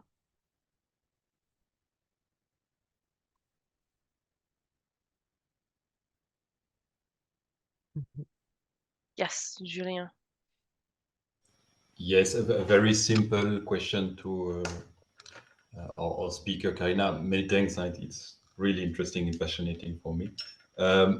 Basically, do you have any view on what the EU is doing for green entrepreneurship, and what would you expect from EU public authorities? Is there any impetus support we could give that would be very helpful for you, or you just do your thing at local level and it's not EU level, it's not really important, or international level, it's not really important? Just for me to know.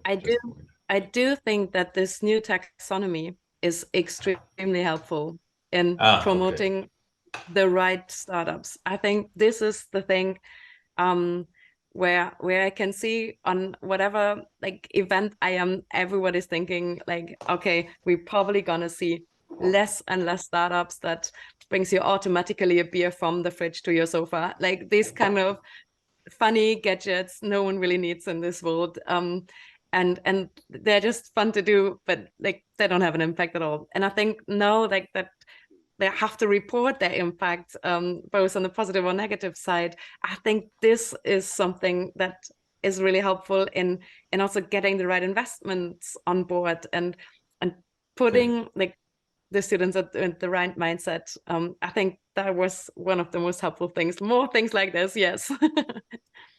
No, good to know, because indeed EU green taxonomy is very important, but it's very difficult to do the same one on the social side, like EU social taxonomy.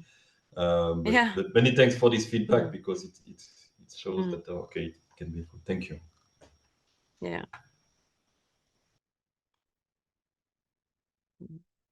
I might I can add. My research is a lot about like diversity, cognitive diversity in particular. And what I see that the program like this also attracts a lot of people with neurodiversity. I have like graduates now that are dyslexic, have ADHD, autistic people, and that is also something, at least for me personal, is really enlightening to see. People that have been told all their life you will never manage, and now they have a degree from like a master's degree from DTU, which is like a well-renowned technical university in Denmark. So it really has some signaling effect as well. And to see this, like that, it also attracts people to show what they're actually good at and not just tell them all the time you're not good enough. That is very fulfilling as well. Like it's not so much like to the topic on green entrepreneurship, but like for me personally, it gives a lot. So you would say that kind of new challenge give opportunities to atypical profiles to show what they can do to a certain extent. Exactly. Quite interesting.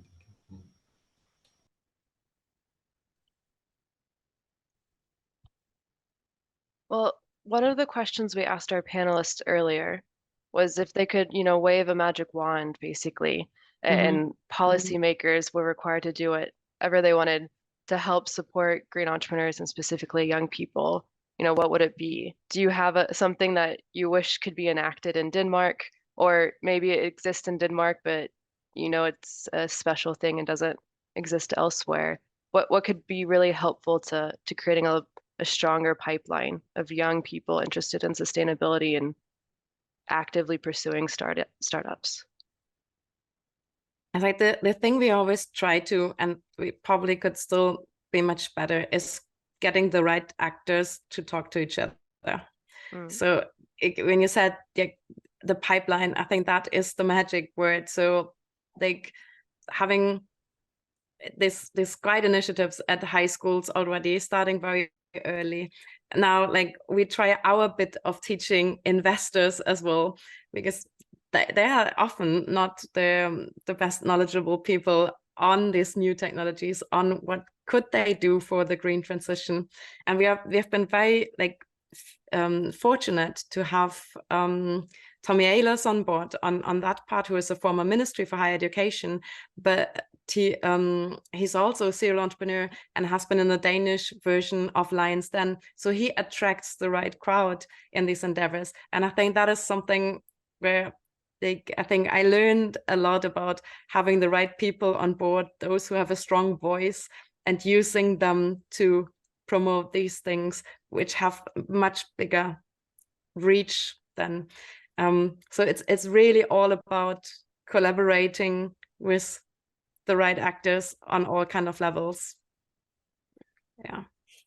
And I think I only moved to Denmark 8 years ago, but it seems to work incredibly well in Denmark. Yeah, it's a really collaboration, networks, bringing the different stakeholders together throughout the ecosystem and helping build those linkages. That's especially important for young people who tend to be new. Obviously, they're young. They're just starting out. So wonderful. And maybe I kind of contradict myself here, but using the big players is one thing. But then, like for the students in the classes, we use students that have been successful a year before or 2 years before, to see also it can be done by someone who has been sitting at the same seat you're sitting today, and have also this like close role models next to the big ones, like this combination. Yeah, role models and mentors almost. Both of them have Exactly. really strong Yes. roles, and it's nice when the role models can be themselves the mentors as well. Yeah. Yes, exactly. Wonderful. Well, we have about 1 minute left for any last questions or comments for Karina. Thank you so much for taking the time out of your holidays actually to join us. Yeah, So thanks. we very much appreciate it. It was wonderful to hear about DTU and your work and all of the exciting things happening in Denmark in terms of green entrepreneurship. So thank you very Thanks so much much. for having me. Yeah. Good job. You're doing that. Wonderful. Well, we'll go ahead and transition back to the main room for closing remarks. But thank you so much for being active in the discussion and participation. So thank you once again, Karina. Thanks.